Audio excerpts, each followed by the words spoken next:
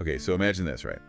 The world, but completely wrecked, annihilated by some crazy cosmic thing they're calling, get this, the squishing.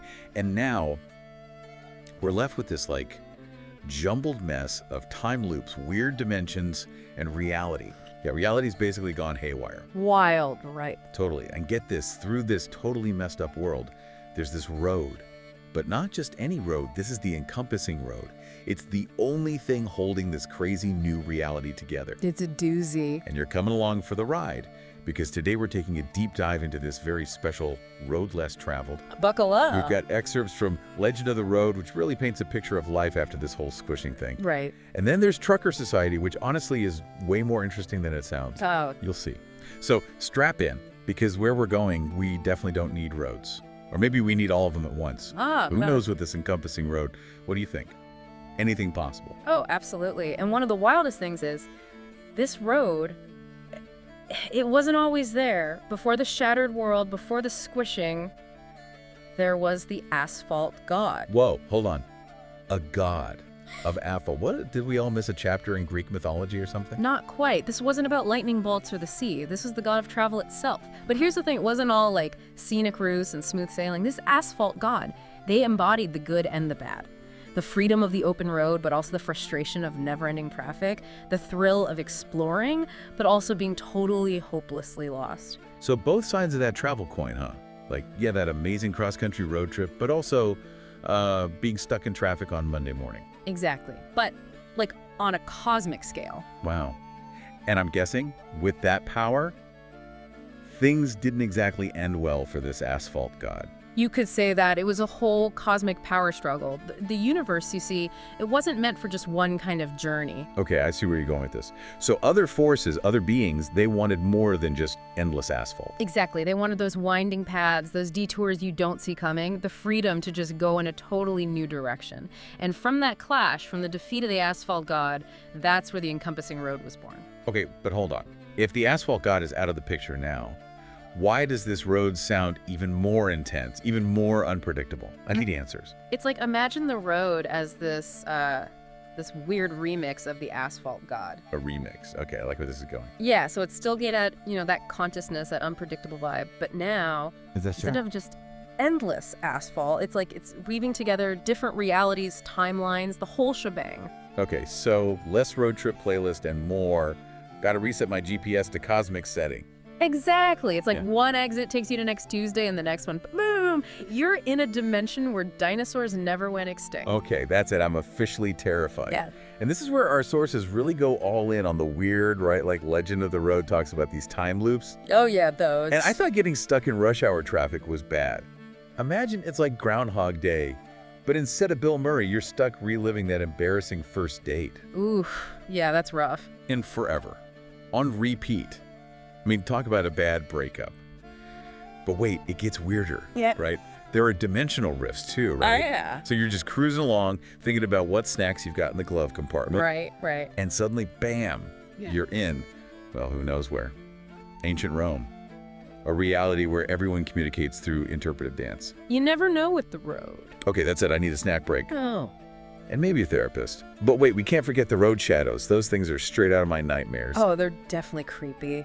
It's like that feeling you get when you've taken a wrong turn and ended up in a bad neighborhood. Oh, tell me about it. I know that feeling. But amplified like 1,000 times. It's like existential dread as a physical presence. So not just your phone's GPS freaking out, but your soul is questioning every decision that led you to this point. Pretty much. And here's the kicker. The scariest thing isn't even the monsters or the wrong turns, it's the road itself. What do you mean? We're talking about time distortion that could age you like 50 years in the space of an afternoon, or trap you in slow motion forever. Imagine being stuck in that Monday morning commute, but it never ends. Oh no, talk about a bad commute. So how does anyone survive a road trip where time itself is out to get you and there's existential dread around every bend? Seriously, you'd need like nerves of steel, a killer playlist, and maybe one of those "My Other Car's a Time Machine" bumper stickers. Right, but that's where the truckers come in, right? The truckers. Yeah. Of course. It always comes back to the truckers. They're the real heroes in all of this. Totally. But they're not just your regular truckers hauling cargo from point A to point B. these are like the knights of this totally messed up reality, navigating the encompassing road with like pure grit and a whole lot of luck. And trucker society gets into all the nitty-gritty, you know? Like, they've got these complex hierarchies, these huge networks for sharing info, and get this, they even use old Nokia phones. Wait, hold up. Nokia phones? You mean like those indestructible ones? The ones we all had back in the day that could survive like anything? Those are the ones. Turns out that toughness translates to the whole time-bending craziness of the road. Truckers use them to protect themselves from those nasty time anomalies. So those old Nokia ads, they weren't kidding about connecting people. It was all real. They knew. But seriously, it kind of makes sense, right? I mean, these truckers are the lifeline between realities. Right. It's like, imagine needing a trucker, not just for your, like, Amazon packages, but for, you know, bread and milk. Yeah. Especially if you're stuck in a town where it's always Tuesday or whatever. The truckers are the ones who keep things moving, keep communities connected, even if what they're delivering is a little unpredictable. Exactly. And it's not just about, you know, surviving the next cosmic curveball or whatever. This whole crazy system of truckers, time loops, road shadows, it's created a whole new economy out there. Oh yeah. Legend of the Road mentions these road stops. Some are just like campsites, a break from all the chaos, but others, they're like these bustling marketplaces with stuff from different times, different dimensions. Oh, and don't forget the road fairs. Right. The road fairs. Talk about a shopper's paradise. Imagine like a flea market, but a million times cooler.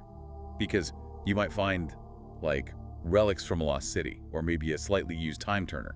Assuming you can find it, of course. This isn't your typical GPS-guided shopping trip. Totally. You'd probably need like a cosmic compass or something, but I guess that's the point, right? Everything about commerce on this road, it's as unpredictable as the road itself. Absolutely. It's all about bartering information as currency. And in some places, according to Trucker Society, there are whispers that you can buy and sell time itself. Whoa, now that's a thought. Okay, so we've got these sentient highways, time-traveling truckers, interdimensional flea markets. It's mind-blowing. But where does it all lead? Is there like an end to this cosmic road trip? That's where things get really interesting. Legend has it, at the end of it all, there's a city called Beagle. Beagle? Like the dog? Is this like heaven for dogs? Don't let the name fool you. Beagle's no walk in the park. It's different for everyone who arrives, for every journey. One traveler might find a futuristic city, all chrome and lights, and the next one finds a ghost town. Okay, so what is it?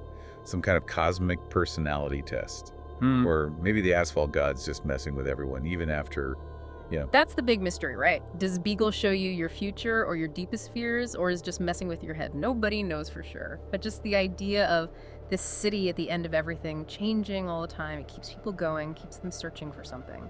The encompassing road. It's wild, dangerous, more than a little scary, but it holds this whole shattered world together. It's like this reminder that even in all the chaos, you can still find connection, community, a good deal at the cosmic swap meet. And hey, maybe, just maybe, at the end of it all, there's something amazing waiting. Or maybe you'll just wish you stayed home. So here's a thought. If you were driving the encompassing road, what would you find in Beagle? Something awesome, something terrifying. Think about that next time you're on a road trip. Maybe hold on to your old Nokia, just in case. You ever hear about this guy, Bubba? Bubba. Yeah, Bubba. Well, not just any Bubba. We're talking about the Bubba. Oh, the Bubba. The mechanic from Westford, Texas. I've heard of him. You heard of this Bubba. Yeah. All right, so, you know, the one who stumbles into, like, dimension hopping and cosmic hijinks, all that. Yeah.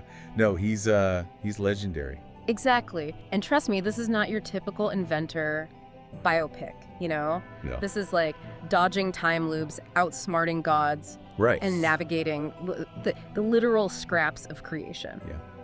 What's so fascinating about this Bubba is that for someone who's had such a profound impact, you know, he's practically a ghost himself. Right. You hear these whispers of his exploits. They echo across continents. But like the man himself, he remains like an enigma. It's like trying to tell the story of Bigfoot, you know? Right. Using only like blurry photos and campfire stories. Exactly. But that's part of what makes it fun to like dig into. For sure. So where do we even begin with a guy like this? Well, every good story has a catalyst. Okay. In Bubba's case, it all starts with the Liminar engine. Okay, the Liminar engine. It sounds like something straight out of like a science fiction novel. Right. But this is where Bubba's story takes that hard left turn from like Right. small town mechanic to to something else entirely. yeah. Because before Bubba, the idea of harnessing dimensional energy, this was pure theoretical physics. The stuff of like, late night dorm room debates. Right. But he somehow found a way to make it real. Wow. It's incredible. We can only speculate about the specifics of the technology itself just based on like the secondhand accounts and rumors we've gathered. Right. But It's mind-blowing to think about, really, if he'd gone like the conventional route, right, patented the technology. Yeah. We're talking like Silicon Valley. legend. Oh yeah. Oh yeah. Imagine the wealth, the influence he could have had. For sure. And yet he chooses to disappear. Instead of chasing fortune and fame, he hits the open road in the Beast. This like beat up camper van he's practically married to. Really? Yeah, yeah. Well, It's in those early travels that we find the first clues to what makes Bubba tick. so tell me about that. And what makes this guy choose dusty back roads over, red carpets? Well, one of the most well-known stories about Bubba, and a perfect example of his unconventional path, is his escape from a time loop on Route 66. Okay, time loops. You hear about this stuff.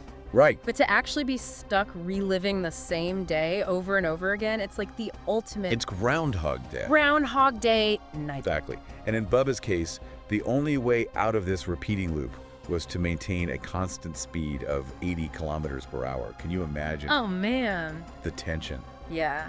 the relentlessness of it all? And the gas mileage. Right, But of course, Bubba being Bubba, right. he doesn't just escape. He stumbles right out of one strange phenomenon. Into another. Exactly, into another. The desert of forgotten gods. The desert of forgotten gods.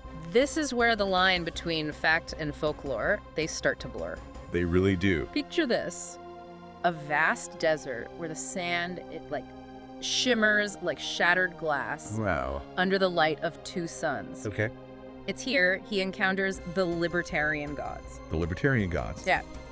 Being said to embody self-reliance and freedom of thought. Interesting. Libertarian gods. Okay, you got my attention. Do they have strong opinions about, like, taxes and building codes, too?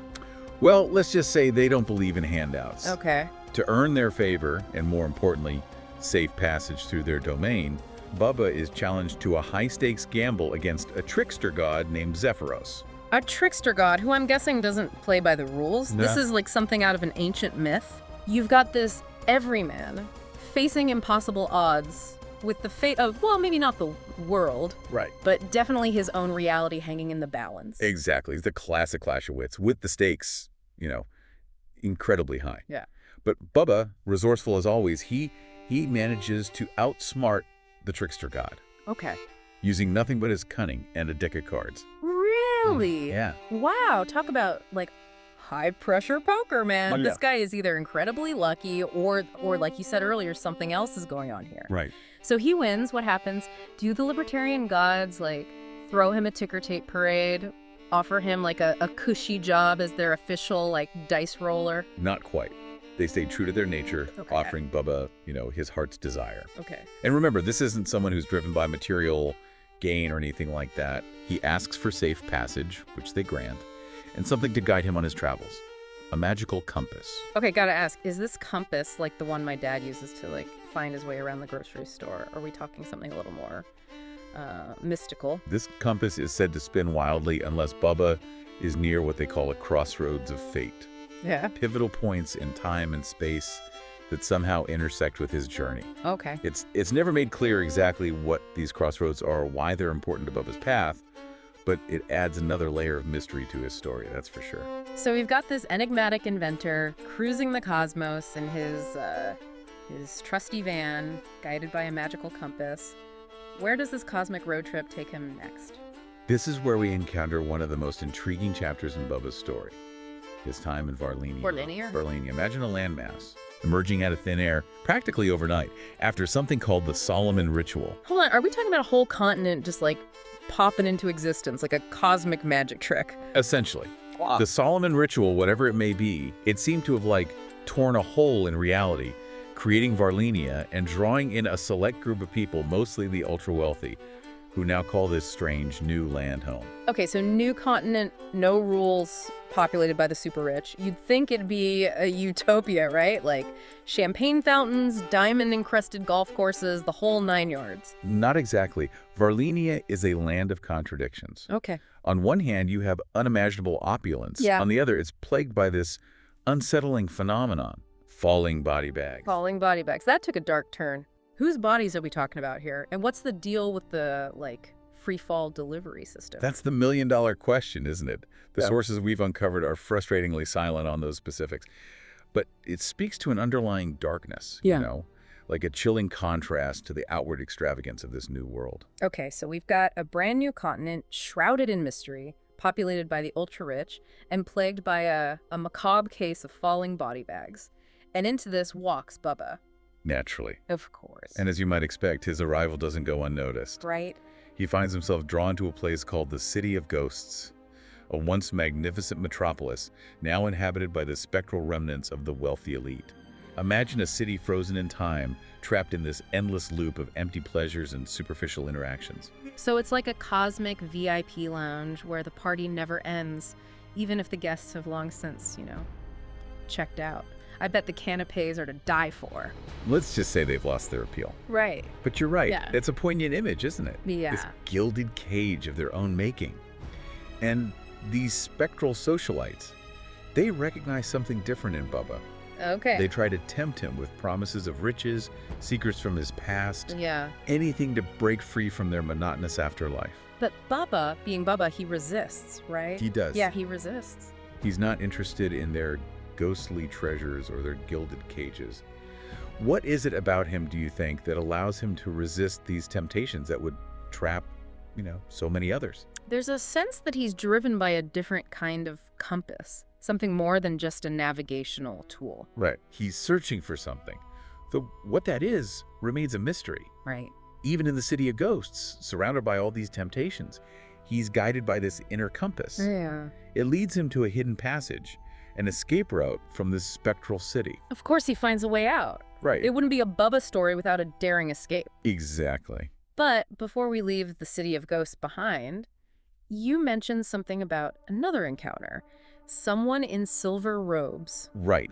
As he's making his escape, he encounters this woman shrouded in silver robes. Okay. She speaks in riddles, warning him of a coming storm, Oh. a cataclysmic event that will affect both the living and the dead. Okay, that's not ominous at all. Right. It's like the universe is sending him, a cryptic text message. Having a great time, wish you were here.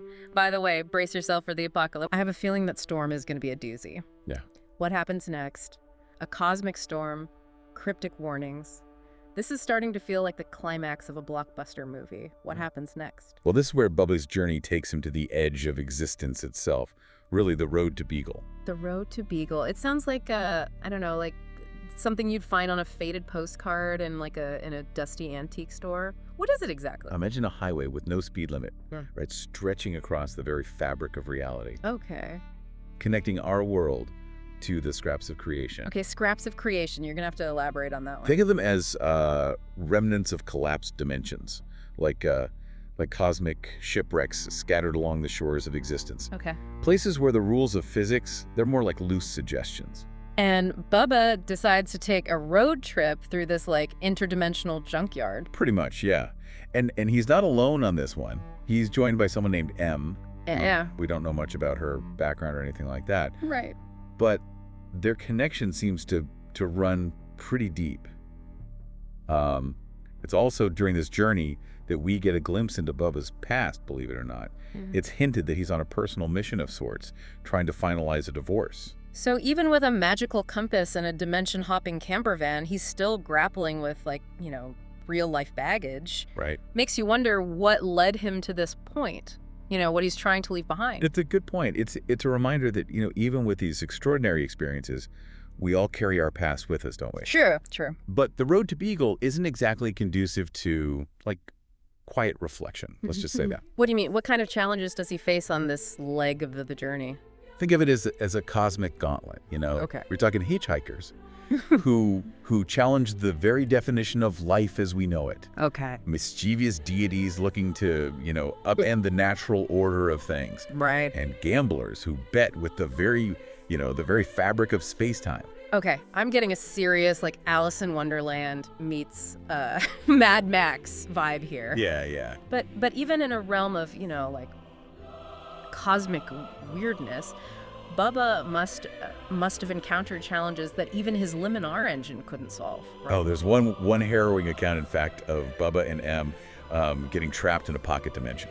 A place where the laws of physics are, let's just say, a bit more fluid. Right. Even for someone, accustomed to bending reality, this was a close call. This must be where his ingenuity is really put to the test. For sure. What does he do? How does he escape a dimension that's, it sounds like almost designed to trap him? Well, it's not just about escaping, right? It's about adaptation. Okay. Remember, Bubba's a tinkerer at heart. Right. He doesn't just use the Luminar engine, he understands it. Yeah. He can practically, speak its language. So faced with this unstable, this unpredictable environment, he modifies the engine, recalibrating it to harness the very energy distortions of that pocket dimension. So he uses the chaos to escape the chaos. Exactly. It's a risky move, but then again, risk seems to be baked into Bubba's DNA. It does, doesn't it? It pays off. And it pays off. They managed to tear a hole back into their own reality, escaping that pocket dimension with the beast, his camper van, barely intact. Wow. It sounds like every adventure, every close call, it reinforces that drive to explore. Yeah. That refusal to be confined by, the ordinary. Exactly. He could have stayed in that first time loop. Right. Accepted his fate. He could have cashed in on his invention, enjoyed a life of luxury and ease. But that's not who Bubba is it? He chooses the unknown, embraces the unpredictable. Ready to dive into something really different. We're unlocking Em's story. And let me tell you, her diaries are more than just personal thoughts. It's like hidden history meets coming-of-age story, all wrapped up in magic. And it's a history that unfolds in a world so much like ours, at least on the surface. Imagine, right up until the year 2000, magic was basically a fairy tale to most people. Totally. The late 20th century, everyone's freaking out about Y2K, right? But Em, she's got her nose stuck in grimoires, convinced she's got this magical destiny waiting for her. It's really remarkable when you think about it. Her diaries capture this yearning, this absolute fascination with spells and ancient lore in a world of, grunge music and dial-up internet. It's pretty extraordinary. Absolutely, but it couldn't have been easy, right? I mean, this isn't Hogwarts or anything. Trying to fit those big magical dreams into algebra homework and football games must have been a trip. Oh, definitely. It's this incredible dissonance. On the one hand, there's the tangible scientific world, all about logic and reason. And then there's Em, drawn to this ancient power, something that defies explanation. She could sense this whole other world hidden beneath the surface, but couldn't quite find the door. No matter how many times she tried those spells, magic stayed out of reach. But did she give up? Not a chance. And that's crucial here. This isn't just about magic, it's about believing in something, even when everyone and everything tells you it's not real. Em's diaries are full of this unwavering conviction. She knew somehow she was meant for more. That's something we can all connect with, even if we don't have magical powers, Totally. Imagine being a teenager with these grand aspirations, these maybe confusing feelings, stuck in a town where everyone else is worried about prom dates and college applications. No wonder she felt out of place. Isolation can be a powerful thing, though.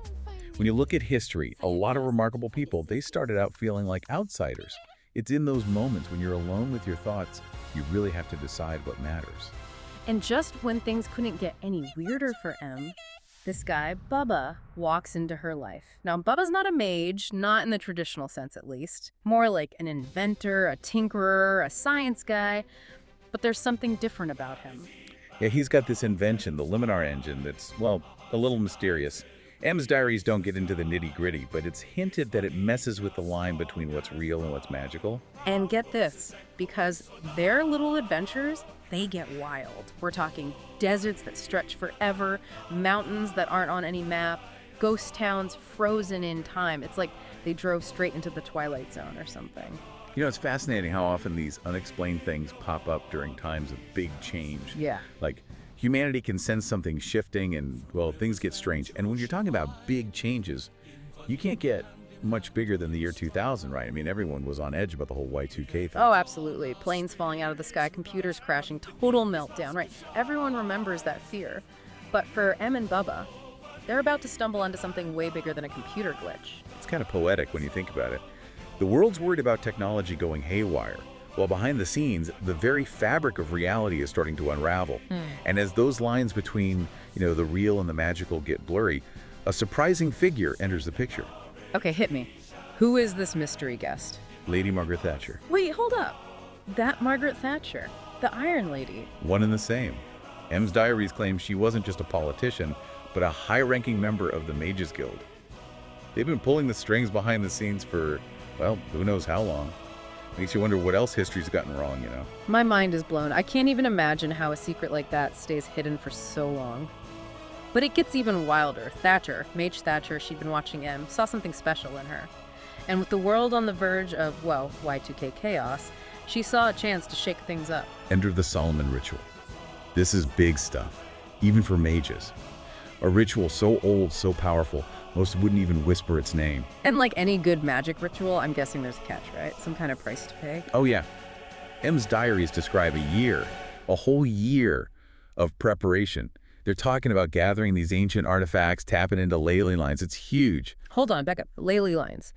For those of us who haven't cracked a grimoire lately, what are those again? Imagine like these invisible rivers of energy flowing all across the planet, bursting with magical juice. Even getting close is dangerous. But the Solomon Ritual, they needed to tap into like a dozen of these things at once. Talk about playing with fire. Yikes. Okay, so they've got the artifacts, they're messing with forces they barely understand. What's the price tag for Em on all this? Her memories, 92% of them gone. Poof. To gain this crazy power, she had to give up almost everything she was. Her past, her experiences, gone. Could you imagine? It's heavy stuff, trading your entire identity for, well, magic. But it makes you wonder, if you were that desperate to break free from the ordinary, maybe it wouldn't seem like such a bad deal. But there's more to this, right? This wasn't just about giving Em a power boost. This ritual had a bigger purpose. You got it. This is where Em's story gets tied to something way, way bigger. The ritual involved the Spear of Memory, a weapon forged from all those memories Em sacrificed, all that lost time, all those forgotten moments, shaped into something deadly. Okay, now that's just creepy. But what's so special about this spear? What were they going to use it for? They used it to kill YHWH. Wait, back up. YHWH, are we talking about The god of Abraham, the big guy. The ritual, it wasn't just about empowering Em, it was about kicking divinity out of the earthly playground. Okay, now my head is officially spinning. The new millennium's about to hit, magic is back on the menu, a god is dead, and Em's right in the middle of it all. So, last we left off, things were getting a little crazy. We've got the dawn of a new millennium, magic's back in action, and oh yeah, YHWH has just been, taken off the board. What happens next? Well, Em's diary gets kind of hard to follow, almost like she's dreaming.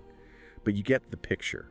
Yeah. Pure chaos. Imagine reality itself going haywire, time bending, the laws of physics taking a vacation. Like someone just opened the door to Narnia or something, only it's not fawns and talking lions, it's, well, pure magic flooding in. What does that even look like? Do the rules even apply anymore? That's the thing about these massive shifts, right? Everything changes. Even the Mages Guild. And they've had centuries to get used to this stuff. They weren't ready for this. They basically leave Em to figure things out on her own. Talk about being thrown into the deep end. And what about everyone else? I mean, can you imagine the crisis of faith? Your whole belief system out the window just like that. It makes you think, doesn't it? Some people, maybe they'd see the magic and think, well, there's proof. It's chaos, but it's divine. Others, they'd probably hold on even tighter to what they knew, find comfort in the old ways. Can you imagine the arguments? The search for meaning when the impossible just became real? It blows my mind, honestly. But amidst all this, there's Em. January 1st, 2001, she wakes up, not in some magical wonderland, but back on Ritual Island. Alone, memory's gone, just the echoes of what went down. It's almost cruel, This young woman, she changes everything but wakes up with nothing. Easy to just fall apart, right? But she doesn't. Instead of giving in, she starts picking up the pieces. Exploring the island, testing out these powers she can barely understand. If that's not resilience, I don't know what is. Powerful stuff. Even when we're stripped bare, facing the unknown, there's this spark in us, a need to figure things out, to find our place, even when the world's gone crazy. And that's what makes M's story so important, so relevant to, well, everything. We're all living in this world where anything seems possible, right? Technology changing everything, the universe full of mysteries, ancient beliefs making a comeback. It feels like we're on the edge of something big, something new. It all comes down to this. How do you handle a world where the rules don't make sense anymore? We're talking about the squishing. Yeah, it's a real doozy. The source material you've got here talks about a multiverse gone completely haywire, dimensions collapsing, physics going crazy, and get this magic. Exactly. The craziest part is this isn't some fictional story. The source presents it as fact. In 1997, 92 dimensions just compressed, squished together. It's like someone took the entire universe and put it through a cosmic trash compactor. And what's interesting here is that it wasn't like the multiverse was this peaceful, harmonious place before the squishing. You've got mentions of a mages guild, a hyper-capitalist collective. I mean, even the name suggests some serious power struggles were already brewing. And then there's that whole resurgence of magic in 99. So there was definitely some pre-existing tension. Right. It's like the whole multiverse was this Jenga tower that was already super wobbly, and then the squishing happened and just sent the whole thing crashing down. And it's important to clarify that the 99 magic resurgence, it was a separate thing from the 97 squishing. It wasn't all just one big event. It was more like a chain reaction that ultimately led to the reality we're dealing with now. Okay, so we have this already unstable multiverse just waiting to go haywire. But what actually happened during the squishing itself? Like, what was the trigger? Well, that's the million-dollar question, isn't it? The source material is actually pretty vague about what caused it. Some theories point to the hyper-capitalist collective and their experiments with dimensional markets. Others blame rogue mages tampering with forces they didn't understand. It's a real head-scratcher. It's like trying to piece together a puzzle, but half the pieces are missing and the other half are from a different puzzle entirely. The source describes it as this intense compression, this merging of realities. So instead of having 92 distinct universes, we end up with this mashed up reality where the laws of physics, as we knew them, just don't apply. It wasn't just a tidy merging, though. It was more like a chaotic collision. Each dimension with its own unique set of rules and laws, all smashing together. It's mind-boggling to think about. Imagine walking down the street and suddenly gravity reverses itself. Or you step through a door and find yourself in a place where time runs backwards. It'd be like living in a Salvador Dali painting. It's a world where everything familiar has become alien, and the very fabric of reality is constantly shifting. And that brings us to the next stage in our deep dive life after the squishing, because it gets even weirder from here. Okay, so it's 1999. Everyone's freaking out about Y2K, thinking computers are going to go bonkers and the world's going to end. But in reality, the squishing had already happened. We were living in the wreckage and didn't even know it. It really puts things into perspective, doesn't it? We were so worried about a technological apocalypse that we missed the actual cosmic shift happening right under our noses. And the source material really emphasizes this power shift. Like, magic went from this fringe thing to the main show practically overnight. And you know what happens when there's a power vacuum? Someone's going to try to fill it. Absolutely. Yeah. We touched on the Mages Guild and the Hyper-Capitalist Collective earlier. But when you really dig into the source material, it's clear these aren't just two monolithic groups.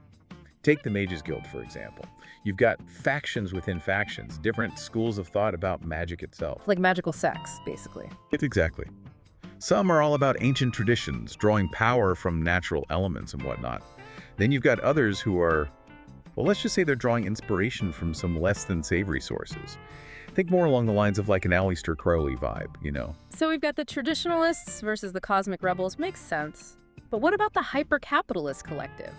They sound less into the whole mystical side of things and more into making a quick buck. Oh, they're definitely in it for the profit. But here's the thing. They're not just greedy goblins hoarding their gold. They're out there shaping this new reality to their liking. They're buying up land with high magical potential, setting up these dimensional markets to trade resources from the remnants of other universes. They're like interdimensional stockbrokers. Basically taking advantage of the cosmic chaos. Exactly.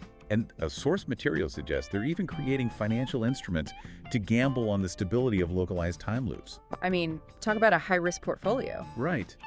But that's the thing about the hyper-capitalist collective. Yeah. They're not afraid of the chaos. They thrive on it. And what's interesting is they're not necessarily portrayed as evil. They just have a completely different set of priorities, a different way of looking at the universe.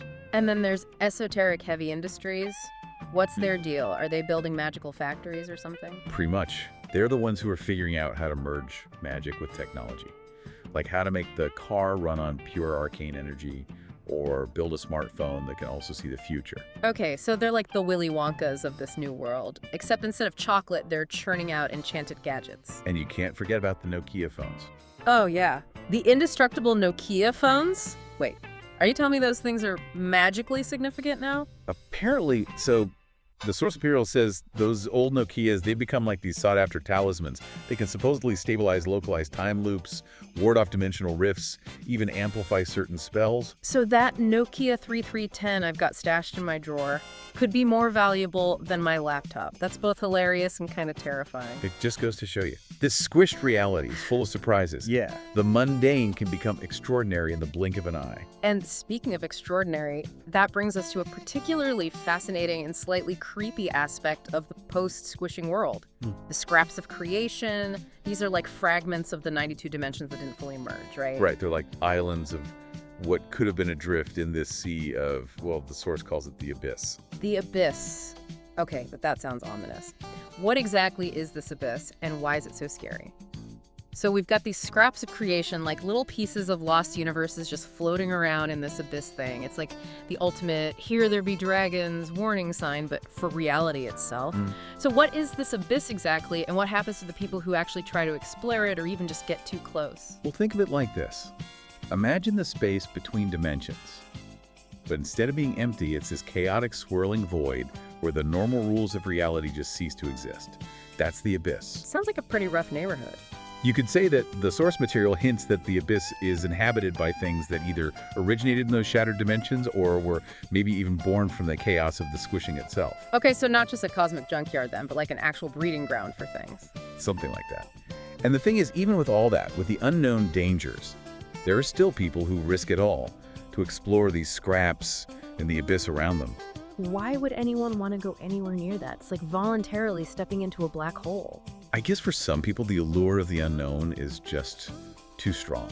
Yeah. You know, the need to explore, to see what's out there, even if it's terrifying. Some are probably driven by scientific curiosity, a desire to understand what happened. Others might be looking for something specific, something they lost during the squishing. Like trying to find a needle, not just in a haystack, but in a haystack that's been scattered across 1,000 different realities. Exactly. And then there are those who are drawn to the potential power of the scraps, relics from lost civilizations, technologies that defy our understanding. It's a gold rush, but a cosmic one. And where there's potential for profit, you know, the hyper-capitalist collective is going to be there. Always chasing that interdimensional bottom line. Yeah. But it's also kind of sad, isn't it? These scraps are all that's left of entire universes. It's like looking at the wreckage of something beautiful and tragic at the same time. It makes you really appreciate the fragility of existence. One minute you have a whole universe with its own history and culture, and the next it's just a scrap, a fading echo of what once was. It makes you wonder what happened to all the people who lived in those lost dimensions. Did they, I don't know, get absorbed into this new reality, or are they trapped somewhere in the abyss? It's a question without an easy answer. But it speaks to the human cost of the squishing. It wasn't just a cosmic event, it was a tragedy on a scale we can barely comprehend. So we've got this wild new reality where magic is real. Giant corporations are trading on interdimensional markets, and remnants of lost universes are floating around in a chaotic void. It's a lot to process. To say the least. Yeah. But even with all the chaos and uncertainty, there's also a sense of, I don't know, possibility. Like the squishing was this terrible disaster, but it also opened up the universe in ways we never could have imagined. Right. It's like we're not just bound by the laws of physics anymore. We're limited by our own imaginations. Get ready, because this time we're going deep on Enrico Mattei. Definitely a deep dive kind of story. You said it. We're talking Italian industry, big oil showdowns, and just maybe a sprinkle of ancient curses. Well, you can't talk about Mattei without talking about curses. At least that's what some people say. It's what makes this whole thing so fascinating. This isn't just some dry history lesson. It's a real-life thriller. Yeah, and it all revolves around this one guy, Enrico Mattei, a total powerhouse in post-World War II Italy. Picture this, the country's in ruins, right? Trying to rebuild from the ground up. Exactly. And here comes Mattei, not just rebuilding companies, but practically willing a whole new energy sector into existence. It was more than just rebuilding for him, right? He had a bigger vision. Oh, absolutely. See, back then, The global oil market was basically controlled by this group called the Seven Sisters. Seven Sisters. Sounds harmless enough. You let the name fool you. Yeah. These were the heavy hitters, mostly American and British oil companies, calling all the shots. Controlling the oil, controlling the world. Exactly. Prices, production, you name it. They had their hands in everything. And Matty decided he wasn't playing their game. Pretty much. He knew that if Italy wanted any kind of real energy independence, it meant breaking free from these guys. Gutsy move. So what did he do? Start his own oil company. He went even bolder. Mattei goes straight to countries the Seven Sisters had basically written off, places like Libya, Algeria loaded with oil, but not seeing any of the real profits. Smart. Cut out the middleman, or in this case, the Seven Sisters. Exactly. He offered these countries something different, something better. Fairer deals, partnerships, a real chance at development. It was revolutionary. And I bet that didn't sit well with the folks who were used to getting their way. Let's just say Mattei made some powerful enemies. And it wasn't just the Seven Sisters. You know, the Sicilian mafia had their fingers in the Italian oil pot too, right? The mafia. Now, wait a minute. I thought we were talking oil tycoons, not, well, organized crime. You think those things are totally separate. The mafia, they were knee-deep in the oil game, smuggling, price-fixing, you name it. So Mattei coming in, shaking things up, Yeah. not good for their bottom line. Bad for business. And we Yeah. know how seriously they take that. Okay, so we've got this high-stakes game going on, Big Oil, the Mafia, and right smack in the middle is Enrico Mattei. What could possibly go wrong? Right. And then, October 27th, 1962, Mattei's plane goes down. Officially an accident. But knowing everything we know now, come on. It's like something out of a spy thriller. And that is before things get even weirder. Oh, yeah. This is where the story takes a turn for, shall we say, the unexpected. But we'll dive into all that weirdness after a quick break. And we are back, folks, ready to go even deeper into this Enrico Mattei rabbit hole. I think rabbit hole might be an understatement here. You think so? Yeah. And we haven't even gotten to the really weird stuff yet. Last we left off, we were talking about Mattei's suspicious plane crash. Right, like straight out of a movie, except this was real life with real consequences. And then on top of all that, we've got people saying, hold on, did anyone consider ancient oil demons? Yeah, the so-called petrodemon theory. It's wild. Okay, so for those of us who missed that day in mythology class, what are we even talking about here? Like demons made of oil. That's the gist, yeah. These petrodemons, they're supposedly as old as time itself, born from the Earth's energy, linked to oil deposits. Right, right. So are they like guardians of the oil? Or do they feed off it like some kind of energy vampire? It's a bit murky, honestly. What we do know is, according to these theories, they can influence things, the oil itself, and the people trying to control it. Hold on, I need to make sure I'm following this.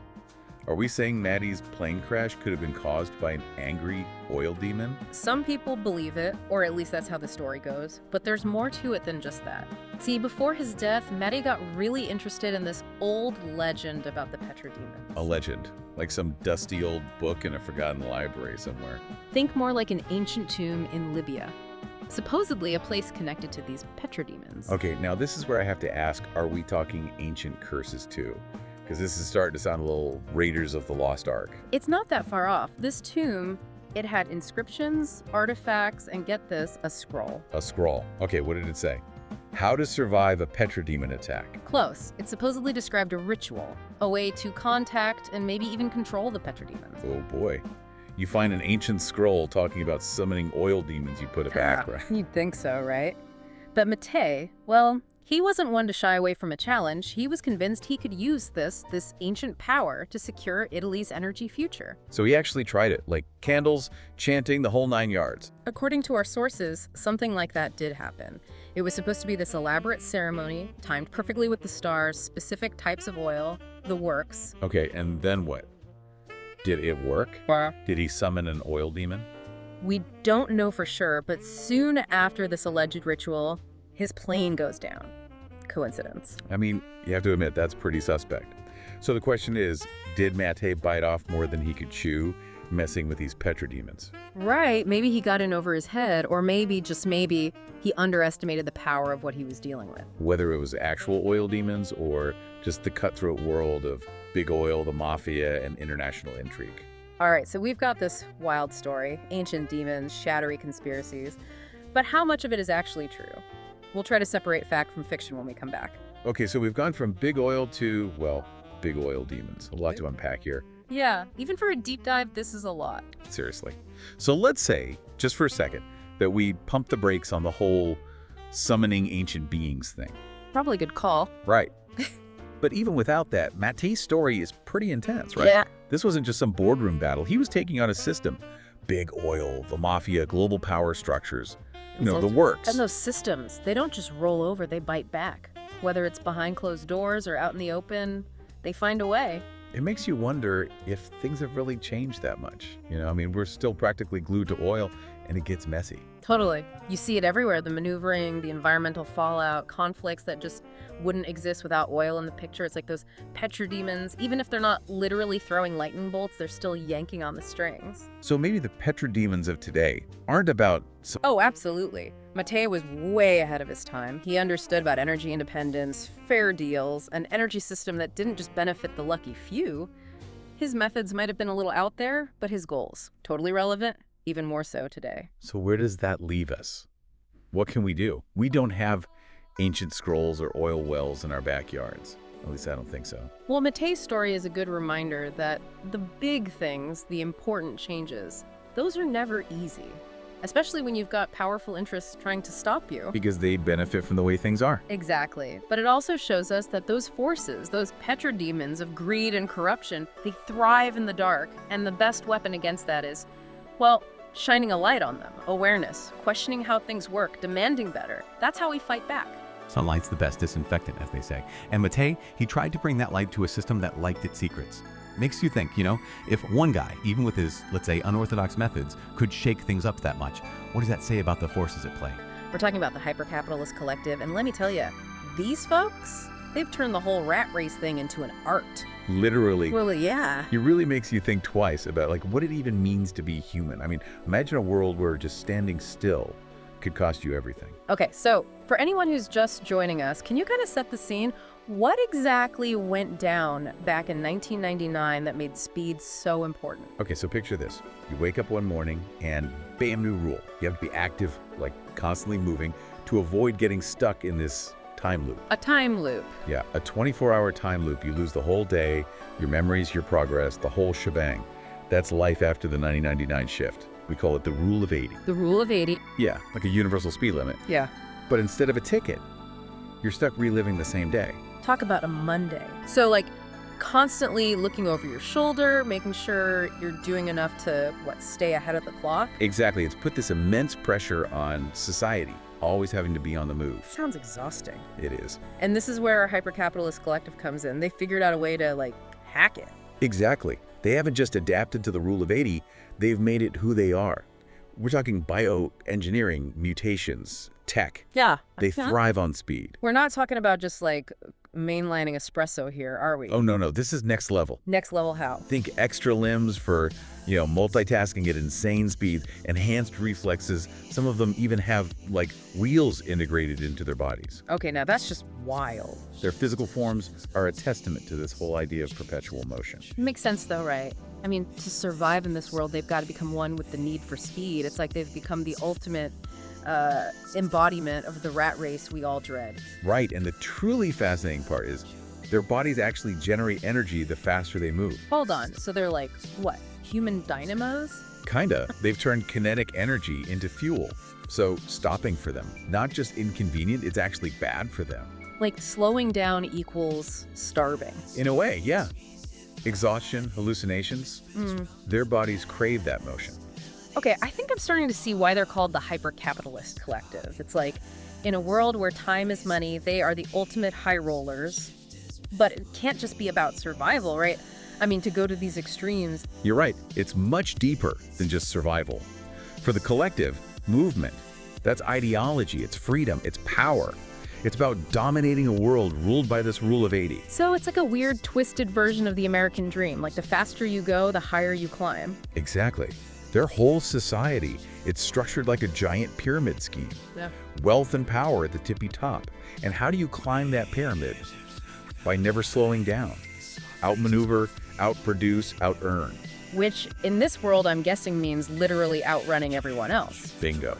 So they've built a system where they're not just playing the game, they're the ones dealing the cards, setting the rules, the whole thing. But how does it actually play out? What's it like living in a world run by the hyper-capitalist collective?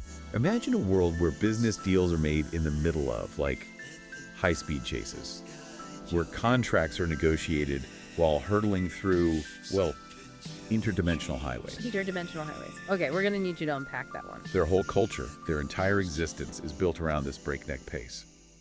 Always got to be one step ahead, or in their case, one loop ahead. One loop. Right, the time loops, remember? Oh, right. They're mostly immune to that, aren't they? Exactly. They rarely slow down enough to get caught. And even when they do, their tech, their mutations, it makes them, well, kind of resistant. So they have a distinct advantage. But think about it. They're the only ones who remember yesterday's deals or where to find valuable resources. For everyone else, it's all reset. Wow. It's like they found all the cheat codes in a video game that everyone else is just trying to survive. It's kind of intense when you think about it, and more than a little terrifying.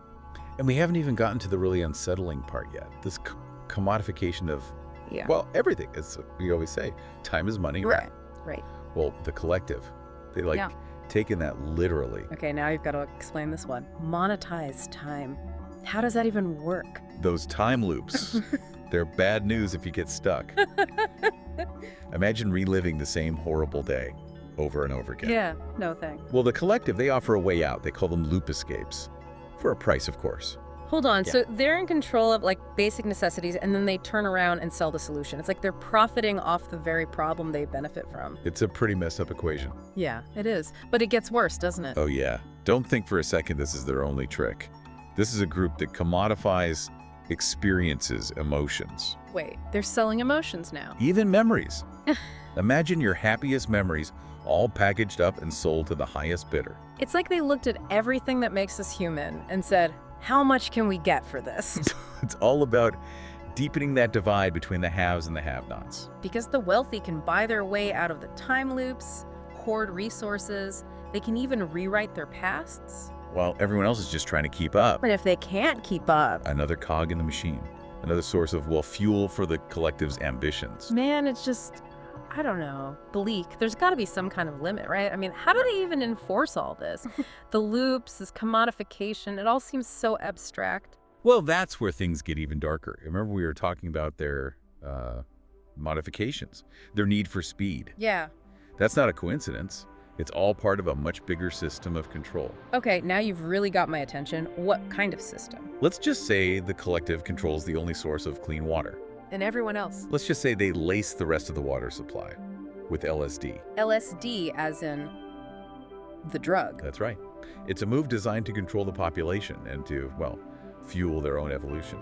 Hold on, they're pumping their citizens full of LSD. What is this, some kind of messed up population control? Or are they all just tripping all the time? It's way more calculated than that. See, the LSD, it interacts with their bioengineering in a very specific way.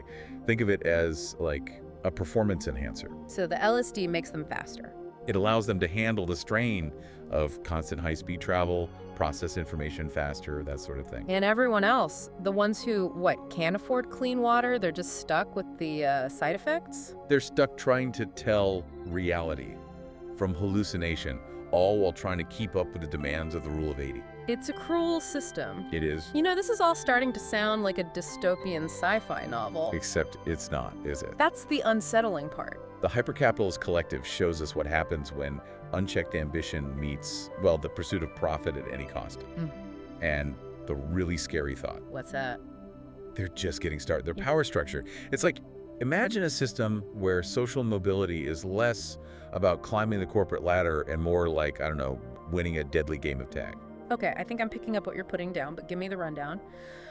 Who are these people at the top? They're talking board of directors, some council of elders. Think less boardroom, more like high-stakes gladiatorial arena. Okay. The collective's elite. They're the ones who can maintain the fastest speeds, close the biggest deals, and the real kicker, they can exploit the time loops like no one else. So it's not just about being born into wealth and power. You have to, constantly prove yourself. Constantly. It's a meritocracy built on cutthroat competition where alliances disappear faster than, well, and betrayal. It's like breathing to these people. Freeing a culture of paranoia, huh? Everyone looking over their shoulder, always trying to get ahead. Which of course plays right into their hands. Because the system is designed to keep everyone off balance, always wanting more. Exactly. And that's the genius, if you can call it that, of the hyper-capitalist collective. They've created a system that's so unstable, so reliant on this insane pace, that any challenge to their authority is basically suicide. So how do they maintain control? Brute force? Or something more manipulative? It's a bit of both. They have, enforcers, individuals augmented for combat. They can move at, well, impossible speeds. But their real strength. Let me guess, it's those other dimensions again. I'm still trying to wrap my head around that whole thing. It's information. They control it. The very fabric of their reality. Think of it like accessing alternate timelines, pocket dimensions. Give me the layman's explanation. What are we even talking about here? Think of it like accessing alternate timelines, pocket dimensions, places where, well, the rules of reality are more like suggestions. Because the collective has figured out how to, bend the laws of physics. And they're doing it for profit. Well, more than profit, right. You said they're mining these dimensions. Resources, knowledge, even magic. Because in this reality, magic is just another thing to buy and sell. So they've turned the multiverse into their own personal playground, huh? And the rest of us are, stuck dealing with the fallout. It really makes you question how far they'll go. But there's another thing to consider. This pursuit of endless growth, of constant expansion. What about it? It's not sustainable, not even for them. Because there's only so many dimensions they can conquer. Exactly. Even across realities, resources are finite. The pressure is building. The system they've built, this need for speed, for more, it's going to break. So the very thing that makes the hyper-capitalist collective so powerful is also what's going to take them down. Precisely. It's just a matter of time. The real question is, what happens then? When their perfectly controlled reality falls apart, who will survive? That's a pretty terrifying thought. It is. But maybe, sometimes, facing the worst-case scenario is how we avoid it. The Falklands War. Okay. Everyone's got their opinions, their facts they learned in school, right? But what if I told you there's a completely different story here? Really hidden beneath the surface. All right, I'm intrigued. Yeah. Lay it on me. Okay, so we're talking magic. Magic. Yeah, like powerful figures, maybe even using it possibly. And maybe even some things that would make you swear off swimming in the ocean ever again. Okay, now that's a claim. It is. And our guide to this alternate history is this collection of excerpts we've got here. They're called Testo Incolato. Testo Incolato. Even for me, and I deal with a lot of obscure texts, that title doesn't ring any bells. I'm definitely curious, though. Where is this going? Right. Yeah, the name itself is a mystery, for sure. Yeah. The contents are what really grabbed our attention. For sure. To set the stage, though, most people listening probably know the basics of the Falklands War, 1982 Argentina and the UK battling it out over these islands. Right. Margaret Thatcher, the Iron Lady, she was Prime Minister of the UK at the time. Oh, yeah. Pivotal figure in the 20th century, for Yes. sure. Even without bringing magic into it, her leadership back then was significant. Absolutely.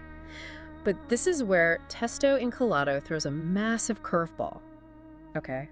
This source suggests Thatcher wasn't just leading the UK, she was secretly working with this group it calls the Mages Guild. Mages Guild, okay. Yeah, and it gets weirder. According to this source, we're not talking about some mystical book club here, okay? We're talking about a group that actually possessed and used real magic. And get this, they weren't just passive observers in this whole Falklands situation. Testo Incolato indicates that they might have actually heavily influenced how the war turned out. Okay, so we're not talking about like a footnote in a history book here. We're talking about, if there's any truth to this, it could rewrite our understanding of like power dynamics, international relations, even the very fabric of reality itself. Exactly. That's what we're here to figure out, right? Okay, so Testo Incolato dives deep into one battle in particular, the Battle of the Falkland Sound. Now, this was a huge turning point in the real war, but this source paints an incredible picture. Okay, it describes Thatcher aboard a British warship, not in her usual attire, but decked out in ceremonial robes, casting a powerful spell as this whole battle is raging around her. Can you imagine? And no, it's wild, right? It's a striking image, to say the least, but let's not get ahead of ourselves here. What kind of spell are we talking about? What did Testo Incolato say about its effects? So according to the source, this spell was called the Lacedaemonius, and it was like nothing anyone had ever seen. Supposedly, it granted Thatcher control over the ocean itself with absolutely devastating effects. Control over the ocean, I mean, that's a level of power typically reserved for myths and legends. If such a thing were even possible, the implications are huge. That's just it. And it gets Well- even crazier. The course goes on to describe these incredible feats. Okay, British ships being shielded by the ocean itself, a furious storm materializing out of nowhere to cripple the Argentine fleet. Hold on a moment, we're talking about weather manipulation on a massive scale, possibly even summoning creatures from the depths. These are powers that could reshape the geopolitical landscape as we know it. And that's not all. There have been strange occurrences around the Falklands ever since the warships vanishing without a trace. Bizarre compass readings, even seasoned sailors claiming to have seen something massive moving beneath the waves. Which makes you wonder, doesn't it? Could these stories, these rumors be more than just maritime folklore? Could they be hinting at something truly extraordinary lurking beneath the surface, something that the world has chosen to ignore or explain away? That's what makes this Tesco Encolado so captivating. It takes this event we all think we know and just throws open the doors to a whole world of possibilities. And it gets even wilder from here because according to this source, Thatcher's spell was just the beginning. So it wasn't just a one-off event. This source is suggesting magic's influence has been growing since then. Exactly. Testo Encolado hints at fallout within the Mages Guild itself, factions forming, and a mysterious event called the Solomon Ritual taking place in 1999. We haven't even touched on that. Even Aleister Crowley, the infamous occultist, makes an appearance in these excerpts. This is where it gets really interesting. This Mages Guild, assuming they're even real, you have to wonder how they stayed hidden for so long. And with a revelation like this war, what kind of internal power struggles would that cause? It's fascinating to think about this Testo Encolado. It suggests that they weren't exactly a unified front after the Falklands. Imagine the debate, some wanting to reveal themselves, others wanting to cling to secrecy even tighter. This wasn't just about some islands, This was about the very balance of their world. Totally. It's like suddenly magic is thrust onto the world stage, whether they're ready or not. And speaking of not being ready, you mentioned Aleister Crowley earlier. This is where Testo Encolado takes another turn into the bizarre. Apparently Crowley was involved with this Mages Guild, but his faction, they were not happy about how the Falklands War went down. Now, even for those who aren't deep into their occult history, Aleister Crowley is a name that carries some weight. A controversial figure for sure. Deeply involved in esoteric practices, Crowley's views on magic were, unconventional, to say the least. That's putting it mildly. Testo Encolado suggests that his faction believed that using magic so openly, especially in a war, was a huge mistake. They were worried about the fallout, and not just from governments finding out about magic, but from forces beyond our understanding. It's a chilling thought. Imagine the unintended consequences. Governments scrambling to weaponize magic, not even knowing the rules of the game they're playing. It could be chaos on a global scale. Yeah, the source even hints at Crowley's faction being concerned about tearing down some kind of veil between our world and something else. Imagine opening a door. You don't even know what's on the other side of it. And once you open that door, can you ever really close it again?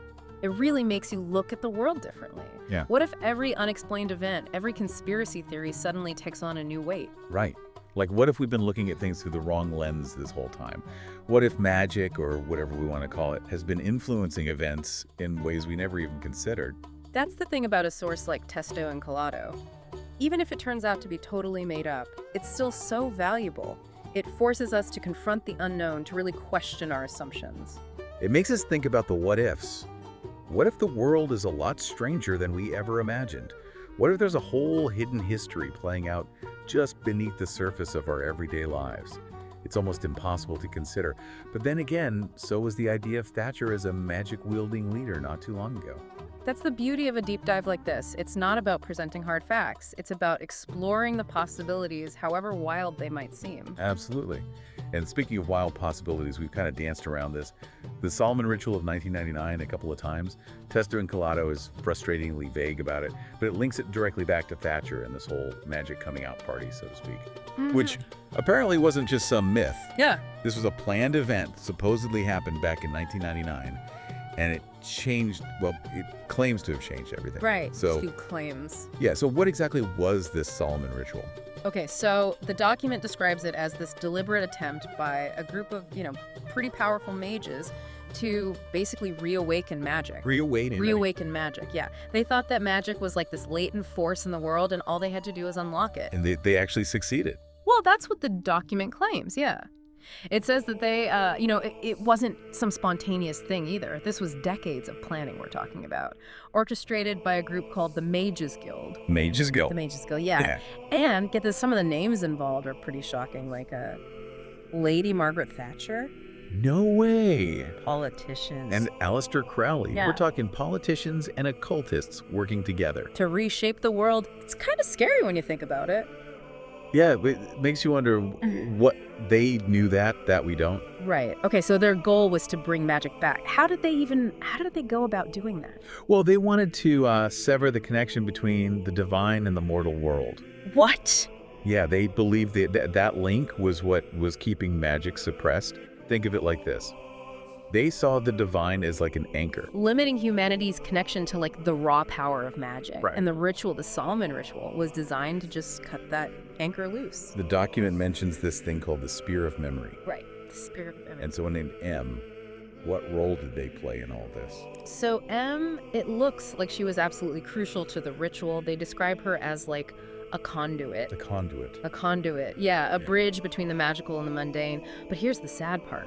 Her memories, her actual experiences were the fuel for this ritual. Wow. The Spear of Memory, which sounds like it was a really powerful magical artifact, was actually made from her essence. Wow. Yeah, imagine like a conduit, focusing all of M's life force to power this massive spell. Oh my gosh. And they use this power to target this entity named YHWH.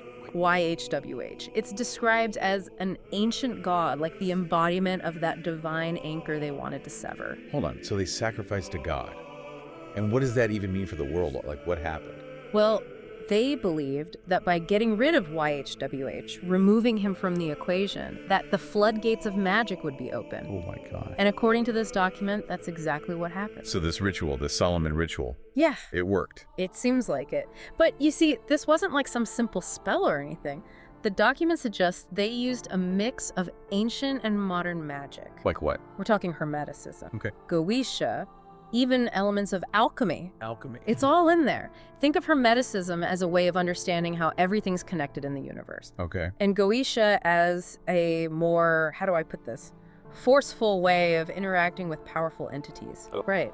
And then alchemy, with that whole idea of transformation, they believed that these traditions held the key to completely reshaping reality. They saw the ritual as a kind of magnum opus. A magnum opus. Yeah, like the ultimate alchemical achievement. Each stage of the ritual mirrored the 4 stages of transformation that alchemists believed were needed to create the Philosopher's Stone. Wow. But instead of trying to make some substance, they were trying to transform reality itself. So what happened after the ritual? How did the world change? Chaos. The document describes widespread chaos. The Vatican, for example, totally collapsed. The Vatican. Yeah, it became like this isolated, militarized entity. Just that alone makes you think about the religious and social upheaval. Imagine a world where suddenly the foundation of faith is just rocked. Yeah. It's not hard to imagine the conflict that would come from that. What about magic itself? I mean, if the ritual worked, did everyone suddenly have magical powers? Not quite. The document's kind of vague on the specifics, but it seems like the return of magic was more of a ripple effect. The ripple effect. Yeah, it lowered the barriers, made it easier for those who had the potential to access magic to do so. We're talking new magical societies popping up left and right. Wow. Old ones becoming more powerful. The world had to learn to live with this new reality where impossible things were now possible. Right, and the document also mentions that M was changed by the ritual. What happened to her? That's one of the biggest mysteries. While it seems like the ritual wiped out most of her memories, Oh, wow. it sounds like it also transformed her into this incredibly powerful, magical being. Yeah, and the document hints that she plays a key role in shaping this new world order, but the details are really vague, almost like the writer was afraid to even mention her directly. Okay, so we've got this massive magical event, secret societies, gods, and a young woman who might hold the fate of the world in her hands. It's a lot. It's a lot. What's the takeaway here? I think the Solomon ritual shows us that magic is about more than just spells and rituals. Yeah. It's about power. It makes you question who gets to control that power, how it should be used, and what happens when the line between our world and the magical world is blurred, maybe even erased completely. It really makes you think, what would it take to reshape our world so dramatically?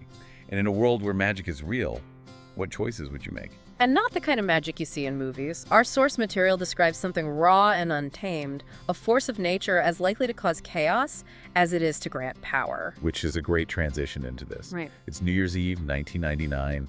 Everyone's bracing for the Y2K bug to send computers into meltdown.